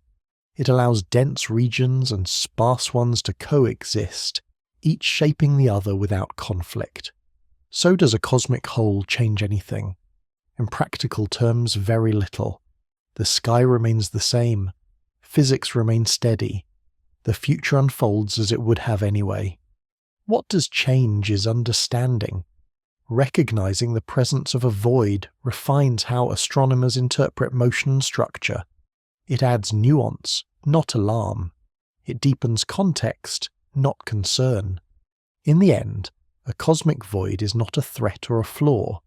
It is a quiet feature of a universe that builds complexity from simple rules. Its presence alters interpretation, not reality. And in a cosmos defined by vast scales and patient processes, that distinction makes all the difference. Whenever astronomers draw a map of the universe, they do so with an important caveat in mind. Every map is incomplete, not because of carelessness, but because the universe is vast, faint, and reluctant to give up its details easily. This raises a natural and necessary question. Could what appears to be emptiness sometimes be a limitation of observation rather than a feature of reality?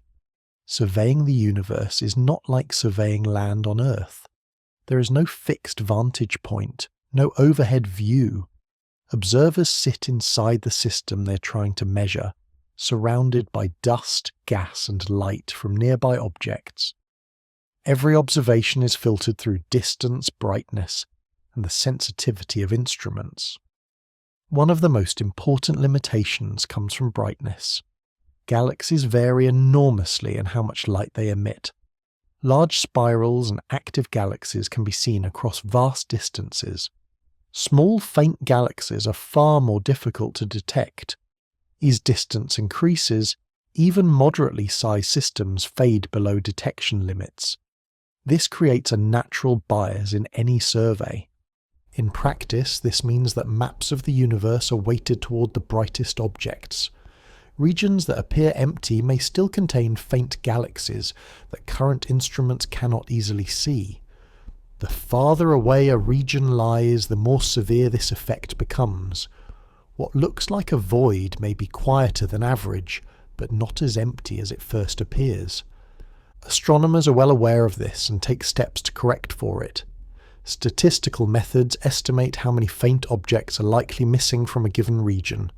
Surveys are carefully calibrated to account for sensitivity limits. Still, these corrections rely on assumptions, and assumptions always introduce uncertainty. There is also the issue of coverage. No single survey observes the entire sky at the same depth. Some regions are mapped in exquisite detail. Others are sampled more sparsely. Observational priorities, telescope time, and technical constraints shape where data is richest and where it is thinner. This uneven coverage can introduce patterns that resemble structure.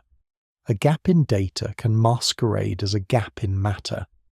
Distinguishing between the two requires careful cross-checking between independent surveys using different instruments and techniques. Dust within our own galaxy adds another layer of complexity. The Milky Way contains clouds of gas and dust that block light from beyond.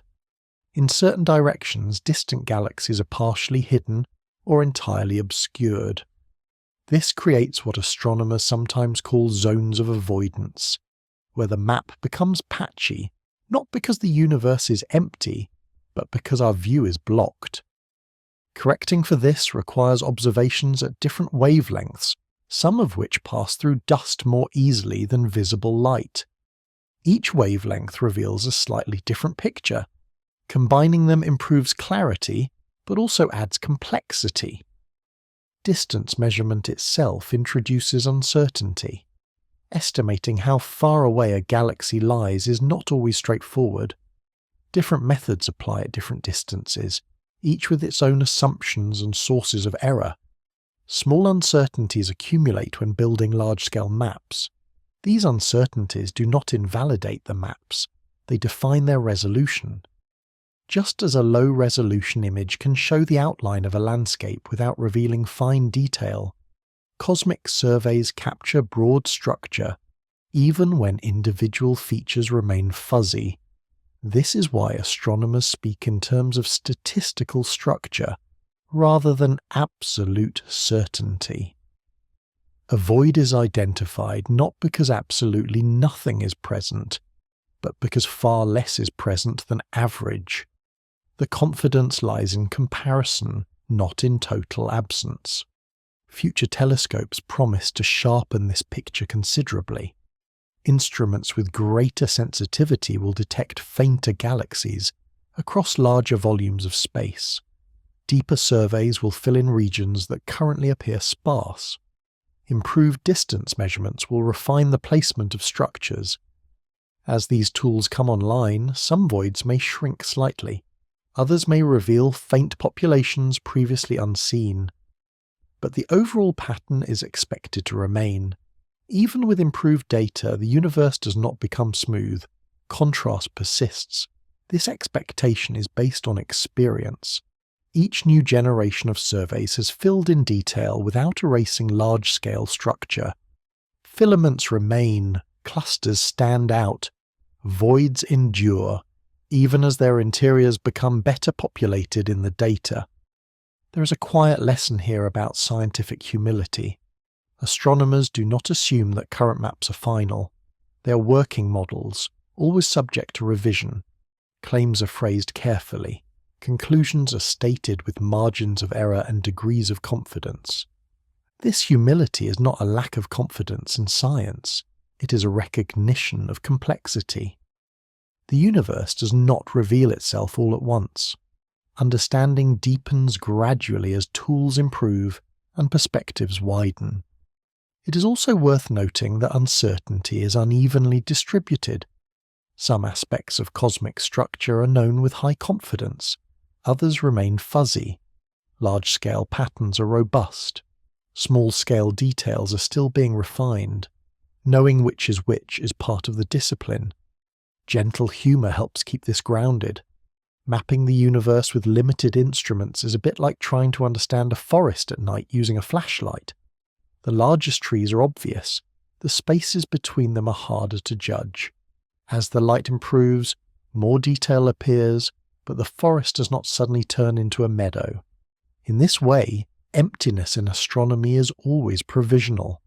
It is a statement about what is seen relative to what is expected, given current tools. As expectations and tools evolve, interpretations adjust. What matters is that this process is built into the method. Astronomers expect their maps to improve. They design surveys to overlap and cross-validate. Disagreements are investigated rather than ignored.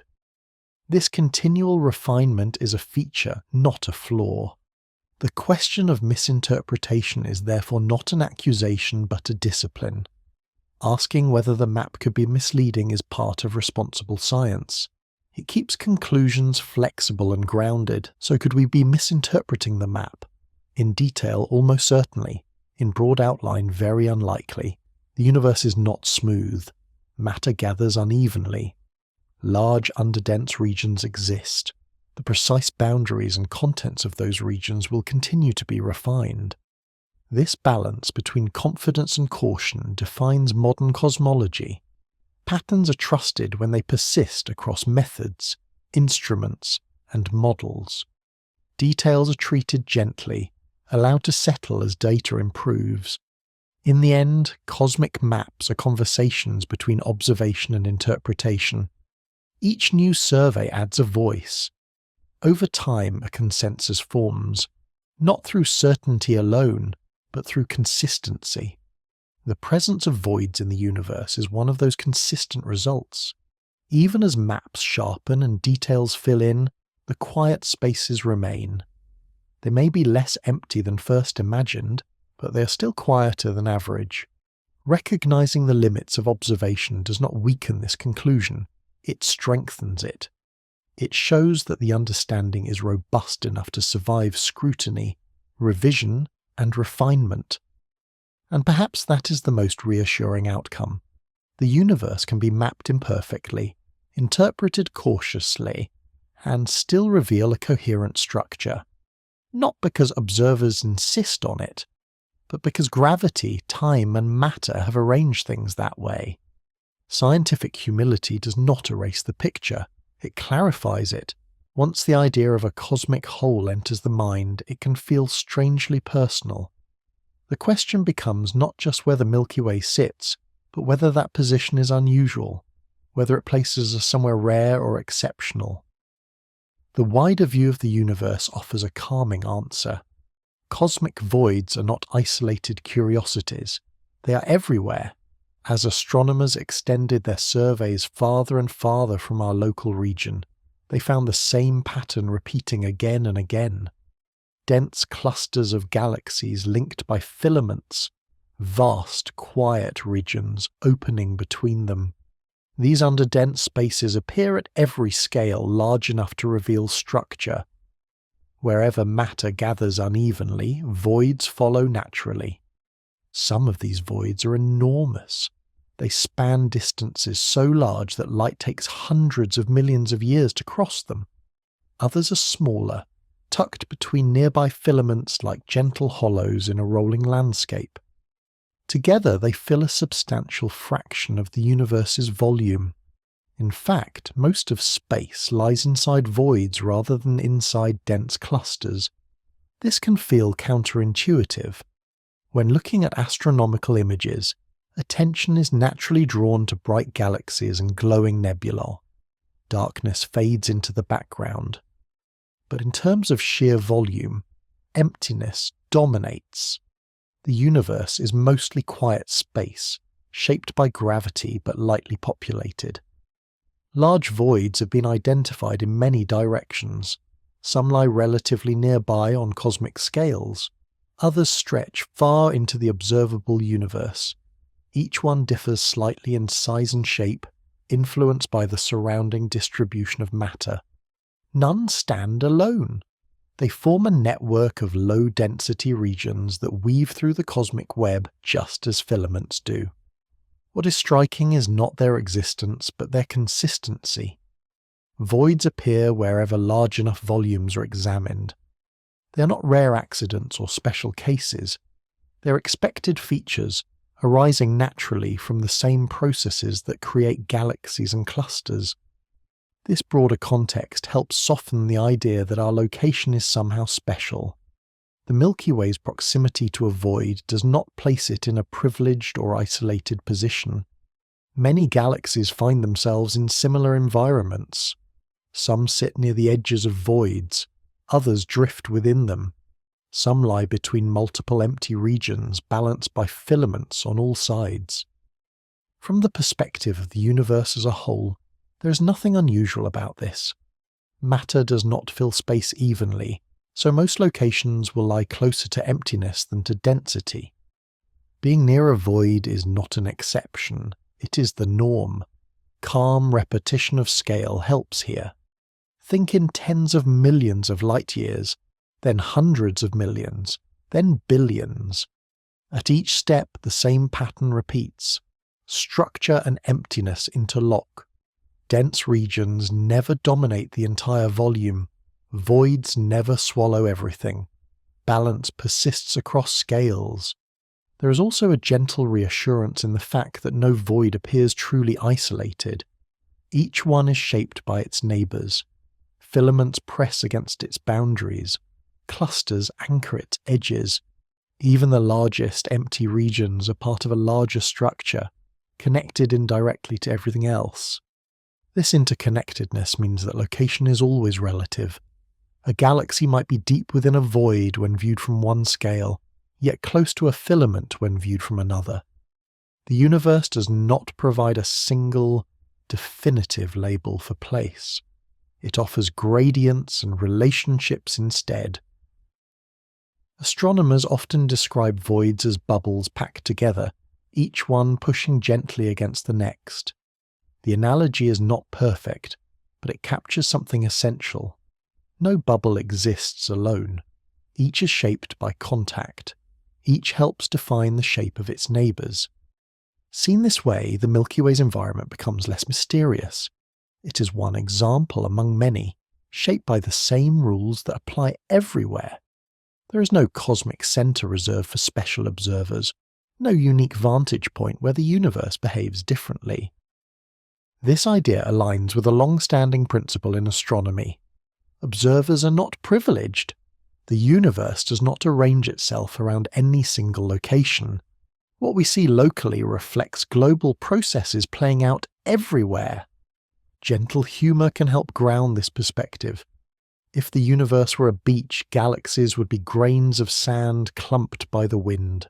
Voids would be the spaces between those clumps. Standing in one gap might feel noticeable, but it would not be remarkable. Similar gaps stretch across the entire shore. The calming repetition of scale reinforces this point. Voids appear nearby, voids appear far away, voids appear at every distance large enough to measure structure. Each one differs slightly, but all share the same origin. This repetition also strengthens confidence in understanding. When a feature appears once, it invites curiosity.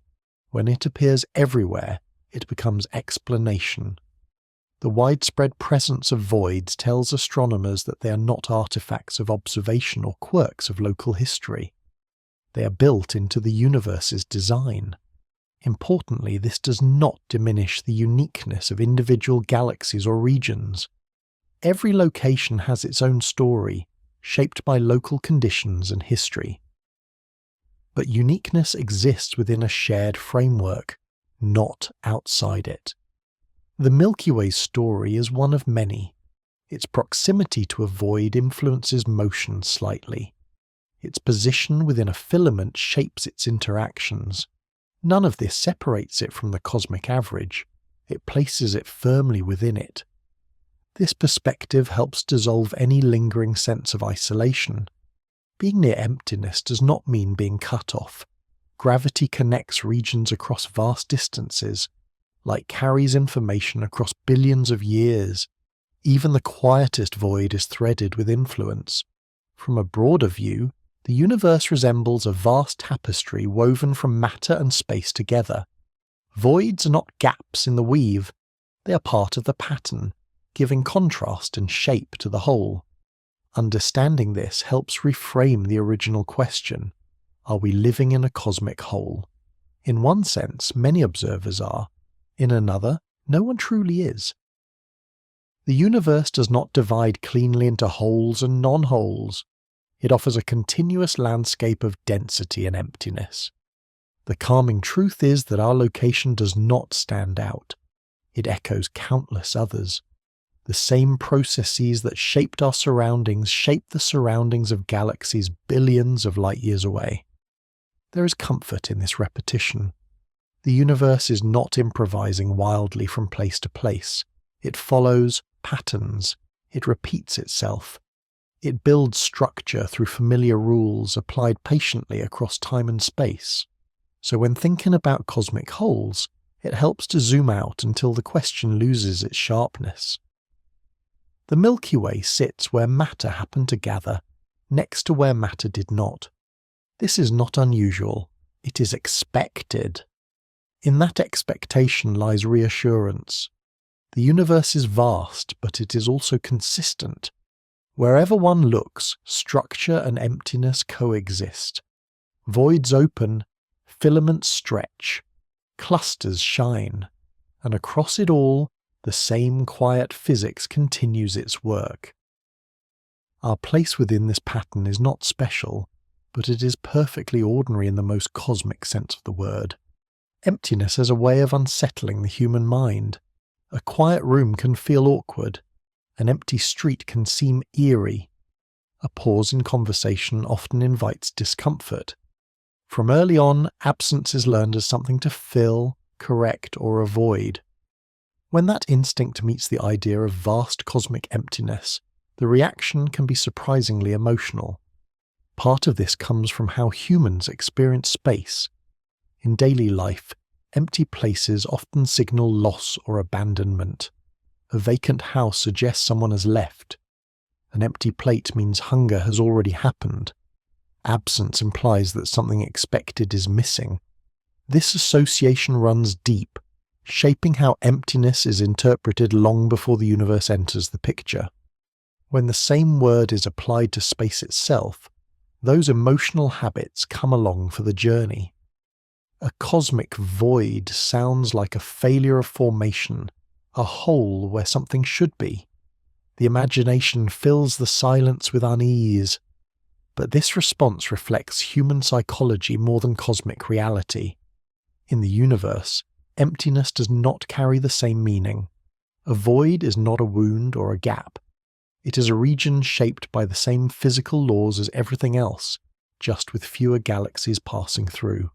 Nothing has gone wrong there. Nothing has been removed.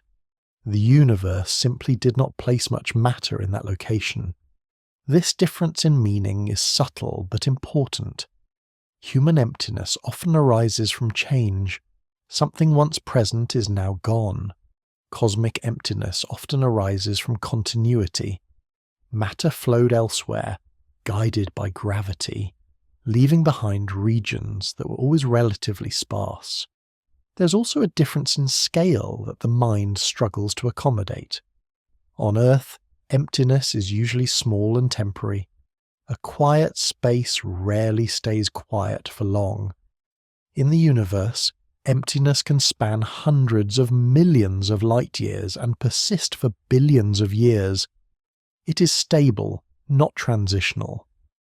Understanding this helps shift perspective. A cosmic void is not waiting to be filled. It is not unfinished. It is part of a balanced structure that includes dense regions as well. Peaks and valleys exist together. Remove one, and the other loses definition. This contrast reveals something about how meaning is assigned. Humans tend to value presence over absence, activity over quiet. Brightness attracts attention. Darkness recedes. In astronomy, the same bias exists. Telescopes and images highlight luminous objects, while the spaces between them fade into the background. Yet those spaces are doing important work. They shape motion. They influence growth. They define structure by contrast. Without emptiness, there would be no pattern, only uniformity. The discomfort with emptiness may also come from uncertainty. Empty spaces hide fewer clues. There are fewer objects to observe, fewer signals to interpret. For a species that relies on patterns and feedback, this can feel like standing at the edge of understanding. The mind prefers places where information is abundant. Cosmic voids challenge that preference. They invite patience. They offer less immediate reward. They require inference rather than observation. In doing so, they remind observers that not all knowledge comes from accumulation. Some comes from noticing what is not there. This idea has a long history in science and philosophy. Absence can be as informative as presence. A missing sound in a pattern can signal structure. A gap in data can reveal a boundary. In cosmology, the distribution of emptiness tells a story just as clearly as the distribution of light. Keeping this grounded helps prevent drift into abstraction. Void does not mean nothingness. Space within a void still contains energy, particles, and the quiet background glow left from the early universe. Physical laws apply there without exception. The difference is not qualitative but quantitative. Gentle humour can help here. Calling a void empty is a bit like calling a library quiet. It is quieter than average, not silent. There is still activity, just at a slower, more restrained pace. There's also a lesson in scale and patience. The universe does not rush to fill every gap. It allows imbalance. It tolerates quiet.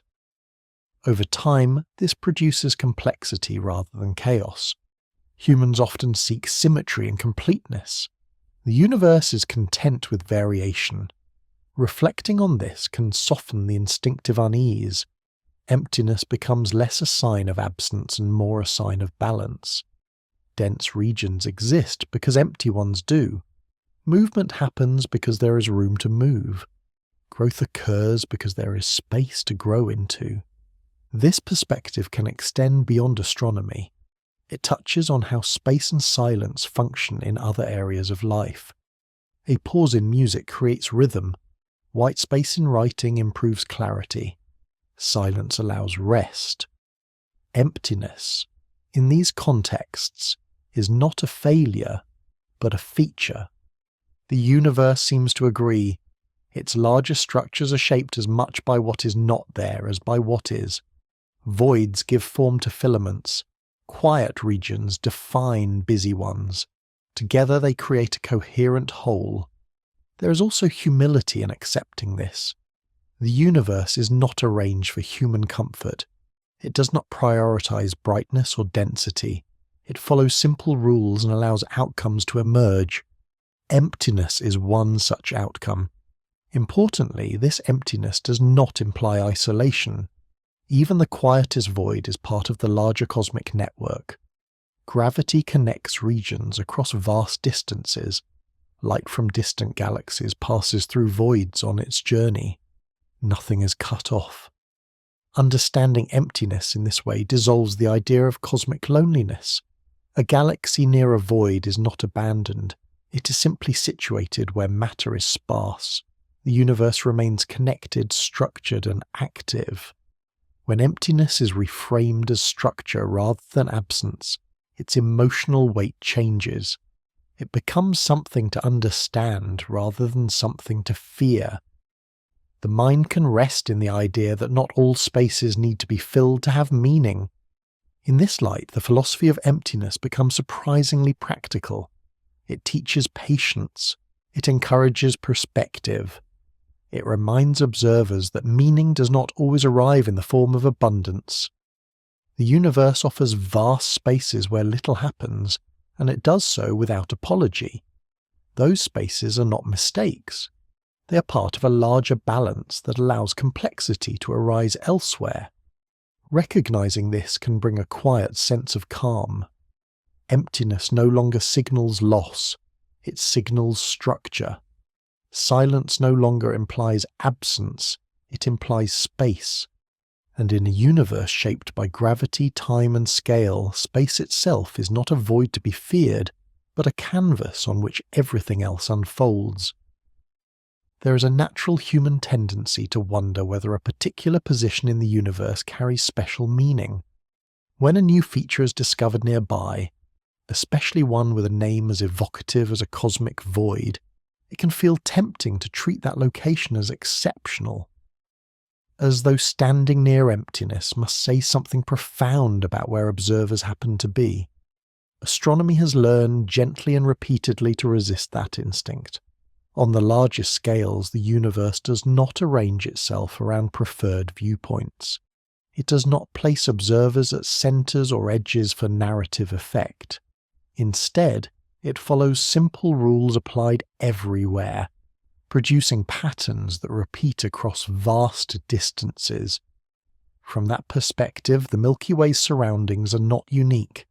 They are familiar. Wherever one imagines an observer placed within the cosmic web, a similar view would emerge. Dense regions would cluster in some directions. Quieter expanses would open in others. Filaments would stretch across the sky. Voids would occupy much of the volume. The specific arrangement would differ, but the overall pattern would feel recognizable. This is an important shift in perspective. Rather than asking whether our location is special, astronomers ask whether it is typical. Typicality does not mean uniformity. It means consistency within variation. Each location has its own details, but the underlying structure remains the same. In a universe shaped by gravity and expansion, most galaxies will not sit at the densest nodes. Those regions are rare by definition. Most will not sit in the deepest emptiness either. Most will occupy intermediate positions near filaments, adjacent to voids, influenced by both. From this viewpoint, the Milky Way fits comfortably within expectations. It resides in a modest group, near a filament, close to a large underdense region. None of these features are rare. Together, they describe a very common cosmic environment. The feeling of specialness often arises because observations are made from a single point. Everything appears to radiate outward from that location. Structures seem arranged around the observer simply because the observer is at the center of their own map. Change the viewpoint and the pattern reorients itself naturally. Astronomers account for this effect carefully. They do not assume that patterns seen from one location reflect a unique position. Instead, they compare observations across many regions, testing whether similar structures appear elsewhere. They do. Voids appear everywhere. Filaments stretch in every direction. Clusters gather wherever conditions allow. The universe repeats itself not exactly, but reliably. This repetition is what allows confidence in large-scale understanding. There's also a comforting implication here. If our surroundings are typical, then they are stable. Exceptional positions often suggest fragility or imbalance. Typical ones suggest equilibrium within a broader pattern. The Milky Way is not perched precariously on the edge of anything meaningful. It is embedded in a structure that has persisted for billions of years. This does not diminish the wonder of observation. Typicality does not mean dullness. A coastline is typical, but still beautiful. A forest is typical, but endlessly varied. The universe manages to be both ordinary in structure and extraordinary in detail. Gently pushing back against cosmic exceptionalism also helps clarify what questions are worth asking. Instead of asking why the universe placed us here, it becomes more productive to ask how structures form everywhere. Instead of focusing on position as destiny, focus shifts to process and pattern. This perspective has guided astronomy for centuries. Earth was once thought to occupy a central position. That idea gradually gave way to a broader understanding. The Sun was not special. The galaxy was not special. Even our local cluster is not special. Each step outward reduced the sense of privilege while increasing understanding. The presence of a nearby void follows the same pattern. It feels noteworthy because it is close. It feels significant because it has a name. But in context, it is one of many. Its properties fall within expected ranges. Its influence behaves as predicted. If observers were located in another galaxy far across the universe, they would likely describe their surroundings in similar terms. A local group. Nearby filaments. Large empty regions shaping motion. The language might change. The coordinates would differ. The structure would remain familiar. There's a quiet reassurance in this symmetry. The universe does not single out observers for special treatment. It applies the same rules everywhere. Gravity pulls, expansion stretches, matter gathers unevenly, voids form naturally. Life, where it arises, does so within these ordinary conditions. Gentle humour can help soften the idea. Discovering that one's cosmic address is typical is a bit like learning that one lives in a perfectly average neighbourhood. It may not sound glamorous, but it comes with stability, predictability, and plenty to observe. Typicality also guards against overinterpretation. When a feature is seen as exceptional, it invites dramatic explanations. When it is seen as common, it invites careful analysis. The latter tends to lead to better science. Maintaining this balance is part of responsible interpretation. Astronomers avoid attaching significance beyond what evidence supports. They describe what is observed, compare it to models, and assess whether it fits expected patterns. In this case, it does. There is also an emotional aspect to this reassurance. Humans often search for meaning in position. Where something sits can feel important. The universe gently counters that instinct. Meaning does not come from placement. It comes from understanding. Being typical does not make observation less valuable. In fact, it makes it more reliable. Observations made from a typical location are more likely to reflect general properties rather than special cases. This strengthens conclusions rather than weakening them. From this standpoint, the Milky Way's environment becomes a useful reference rather than a curiosity. It represents a common setting in which galaxies evolve. Studying it helps illuminate processes that operate elsewhere as well. The universe, in its vastness, seems to favour repetition over uniqueness. Patterns recur, structures echo one another, complexity arises not from special cases, but from simple rules applied everywhere. This repetition does not erase individuality. Each galaxy still has its own history. Each void has its own shape. Each region reflects local conditions, but none of these details elevate one location above all others. The reassurance lies in this ordinariness. The Milky Way is not balanced on the edge of a cosmic anomaly. It is not hidden away in an unusual corner. It is situated where countless other galaxies are situated, shaped by the same slow forces. Understanding this helps settle the mind. The universe is not fragile. It is not delicately arranged around observers. It is robust, patterned, and patient. In the end, the discovery of nearby emptiness does not confer special status. It places the Milky Way firmly within the cosmic average, a galaxy among many, near fullness and emptiness both, influenced by structure rather than isolated from it. And in a universe that values consistency over exception, that ordinary position is not disappointing.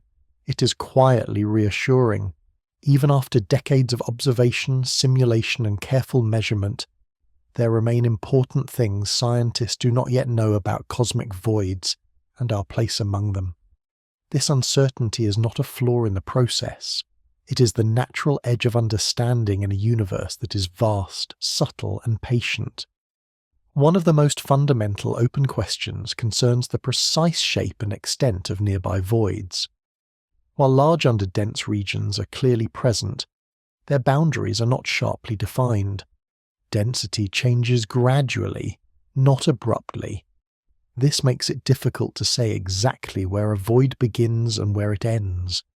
Different methods produce slightly different outlines, all reasonable, none absolute. Closely related to this is the question of depth. How empty is a given void, really?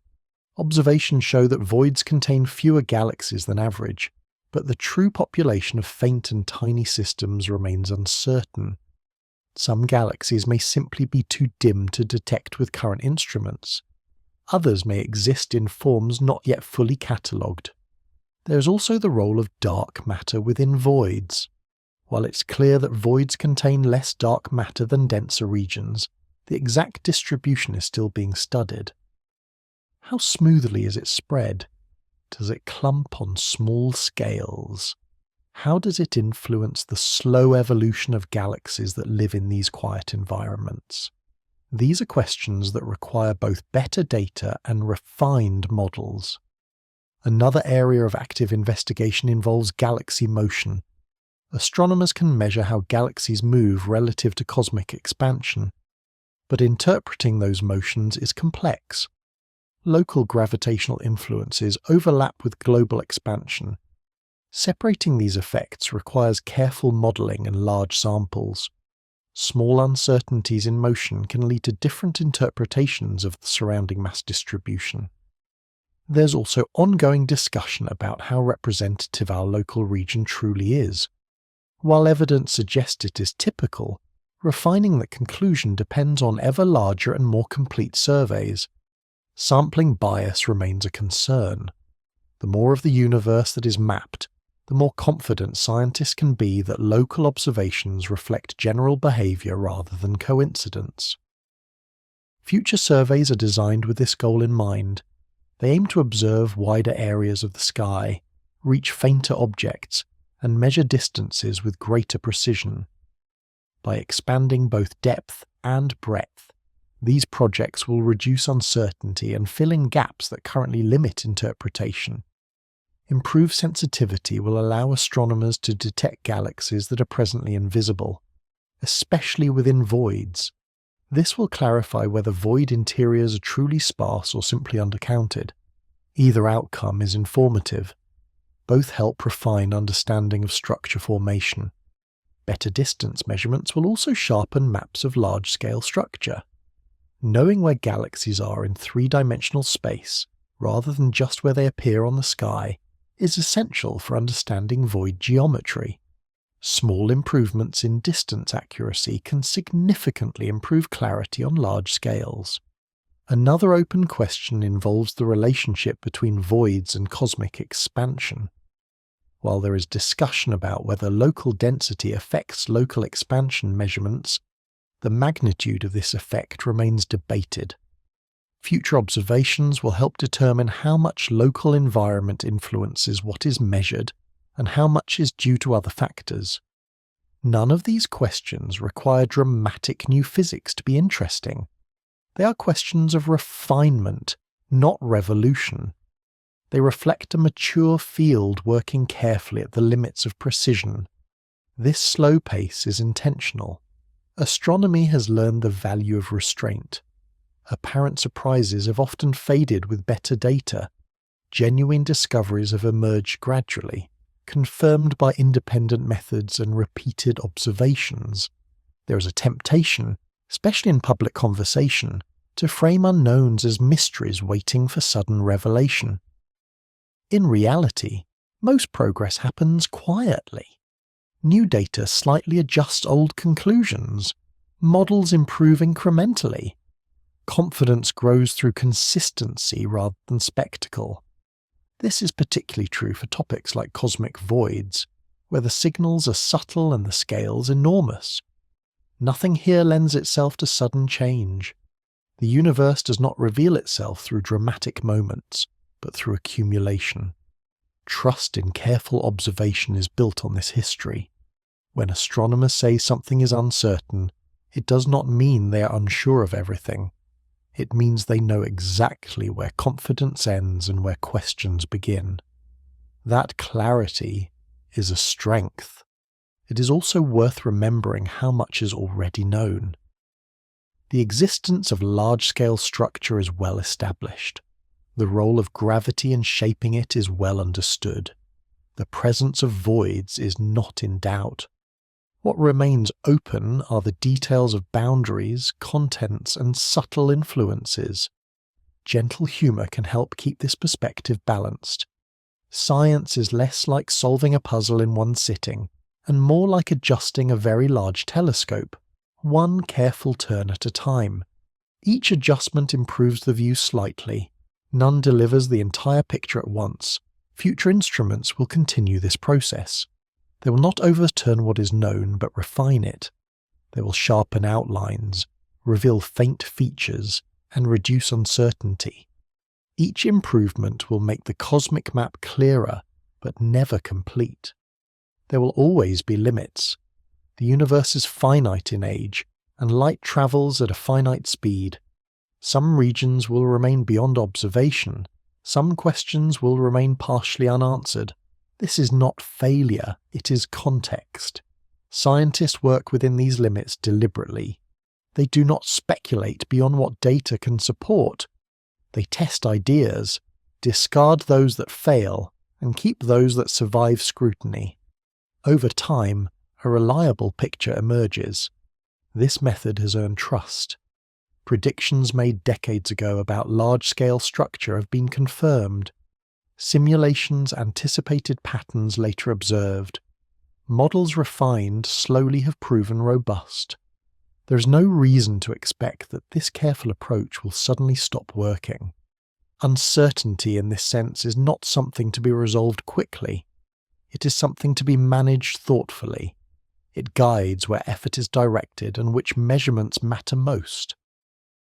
The quiet confidence of modern cosmology lies in this balance. It knows much. It admits what it does not know. It proceeds without urgency. For those listening, this can be reassuring. The universe is not poised on the brink of reinterpretation. Understanding deepens, but the foundation remains steady. Each unanswered question sits within a framework that has already proven reliable. Cosmic voids, our location near them, and their subtle effects are part of that ongoing refinement. They invite curiosity without demanding alarm. They encourage patience rather than speculation. In the end, what scientists still do not know is not a list of failures. It is a map of future understanding.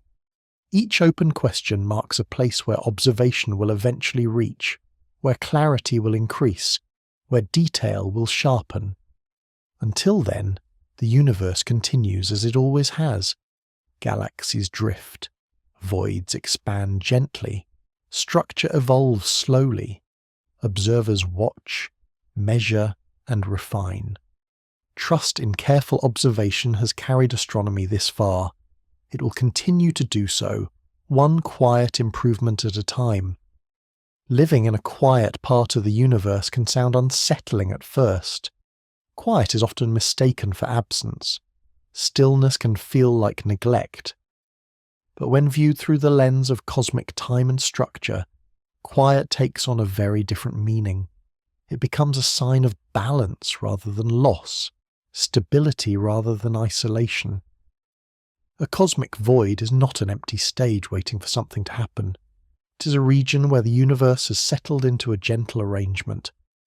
Matter gathered elsewhere. Gravity did its work patiently. What remains is not nothing, but calm. A place where large disturbances are rare and change unfolds slowly.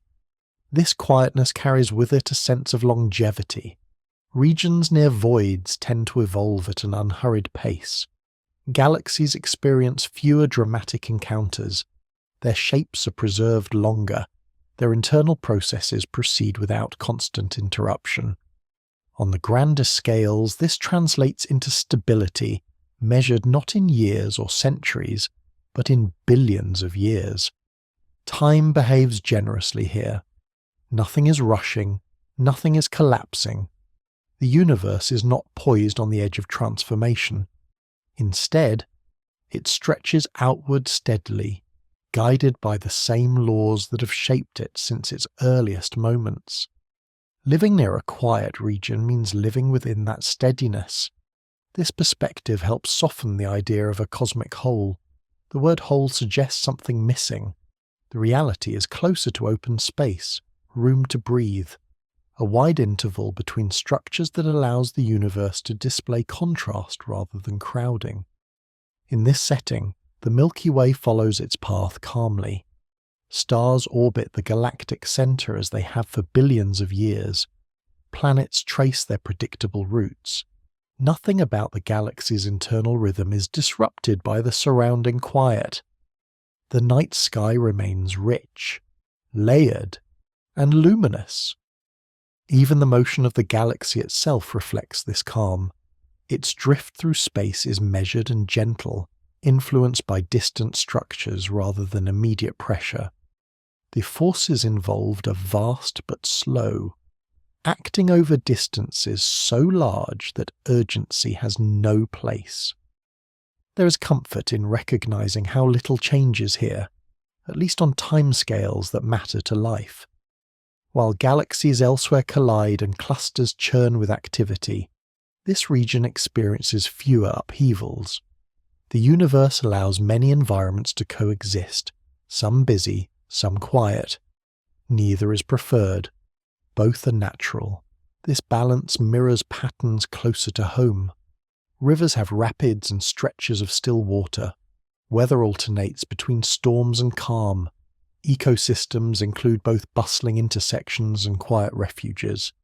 The universe seems to follow the same principle on a far grander scale.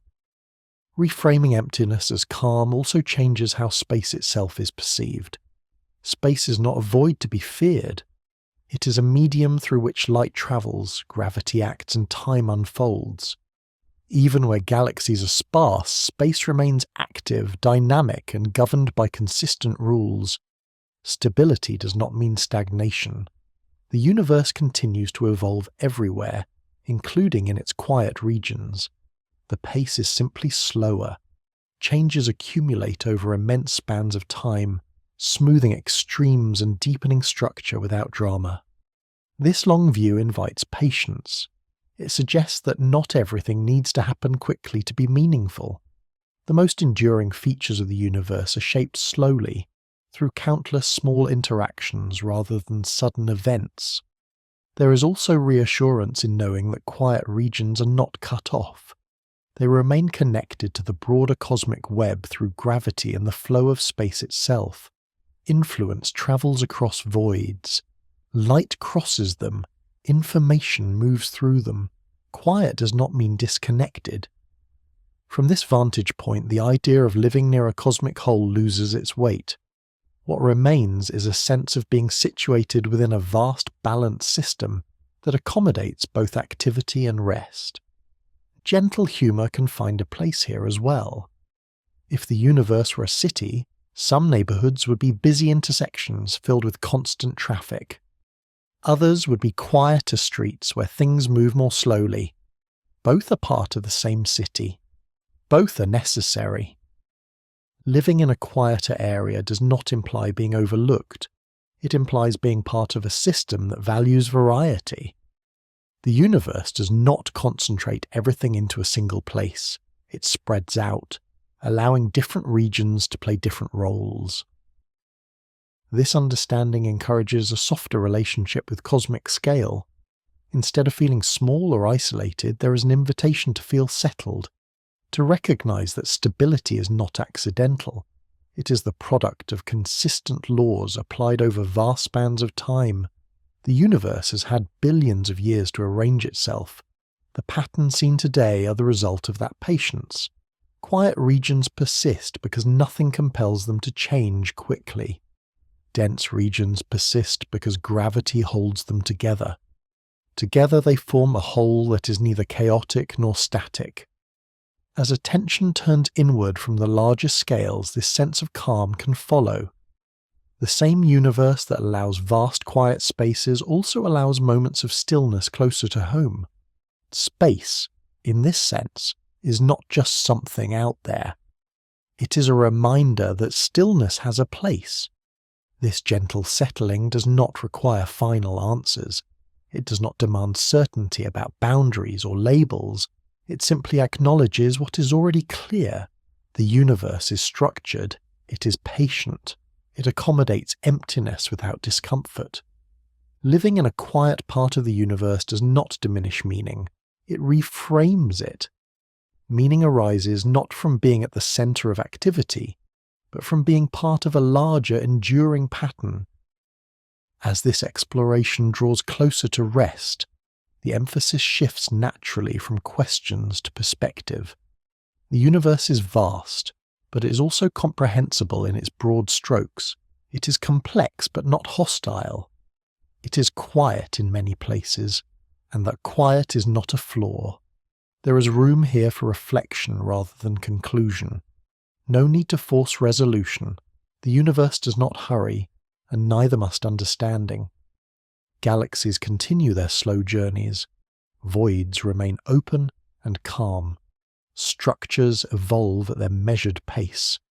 The Milky Way drifts gently through a region shaped by both presence and absence, activity and stillness. Seen this way, living in a quiet part of the universe is not something to overcome or explain away. It is something to notice, appreciate, and settle into. The cosmos does not ask to be filled. It allows space. And within that space, everything that exists continues to unfold, steadily and without urgency. In that steadiness there is reassurance. In that quiet there is structure. And in that structure there is a place where the universe simply is, vast and patient, offering room enough for stars, galaxies, and thought itself to drift gently onward. The question that began this journey was simple on the surface. Are we living in a cosmic whole? As the view widened and the scale stretched outward, that question softened rather than sharpened, not because it lacked meaning, but because meaning in the universe is rarely fixed to a single point. Location, it turns out, is always contextual. On one scale, the Milky Way is part of a small familiar group of galaxies. On another, that group drifts beside a vast region where matter is sparse. On still larger scales, both are threads within an immense cosmic web, repeating patterns found everywhere the universe is large enough to reveal itself. None of these perspectives cancel the others out. They coexist. Each one is accurate within its own frame. Asking whether we are inside a void or near one depends entirely on how far back the view is pulled and whether boundaries are drawn. The universe does not offer a single definitive address. It offers relationships. What becomes clearer with each layer is that emptiness is not the same as absence. The quiet regions of space are not holes torn into reality. They are part of its architecture. They shape motion, define structure, and allow contrast to exist. Without them, the universe would be smoother, simpler, and far less interesting. Emptiness in this sense is active without being busy. It participates without demanding attention. It gives shape by being less full, not by being nothing at all. Gravity still moves through it. Light still crosses it. Time still unfolds within it. There is something quietly reassuring in that idea. The universe is not packed edge to edge with urgency. It allows space. It tolerates imbalance. It unfolds at a pace that makes room for both growth and stillness. Seen from within this wider picture, the Milky Way's position feels less like isolation and more like belonging, not at the centre, not at the edge, simply situated, as countless other galaxies are, within a structure shaped by simple rules applied patiently across immense spans of time. The universe does not hurry to fill every gap, and it does not rush to provide final answers. Understanding deepens slowly, just as structure does. Patterns emerge through accumulation rather than revelation. That rhythm is easy to miss when attention is drawn only to brightness and activity. But it becomes clear when the quieter regions are allowed their place in the story. Calm is not a failure of formation. It is part of how the universe maintains balance. So the original question remains open, and that is exactly where it belongs. Not unresolved, but gently held. The universe is vast, structured, and patient. It does not rush, and neither must we. There is space enough here for curiosity without urgency, for understanding without finality, and for a quiet sense of belonging within something far larger than any single point of view.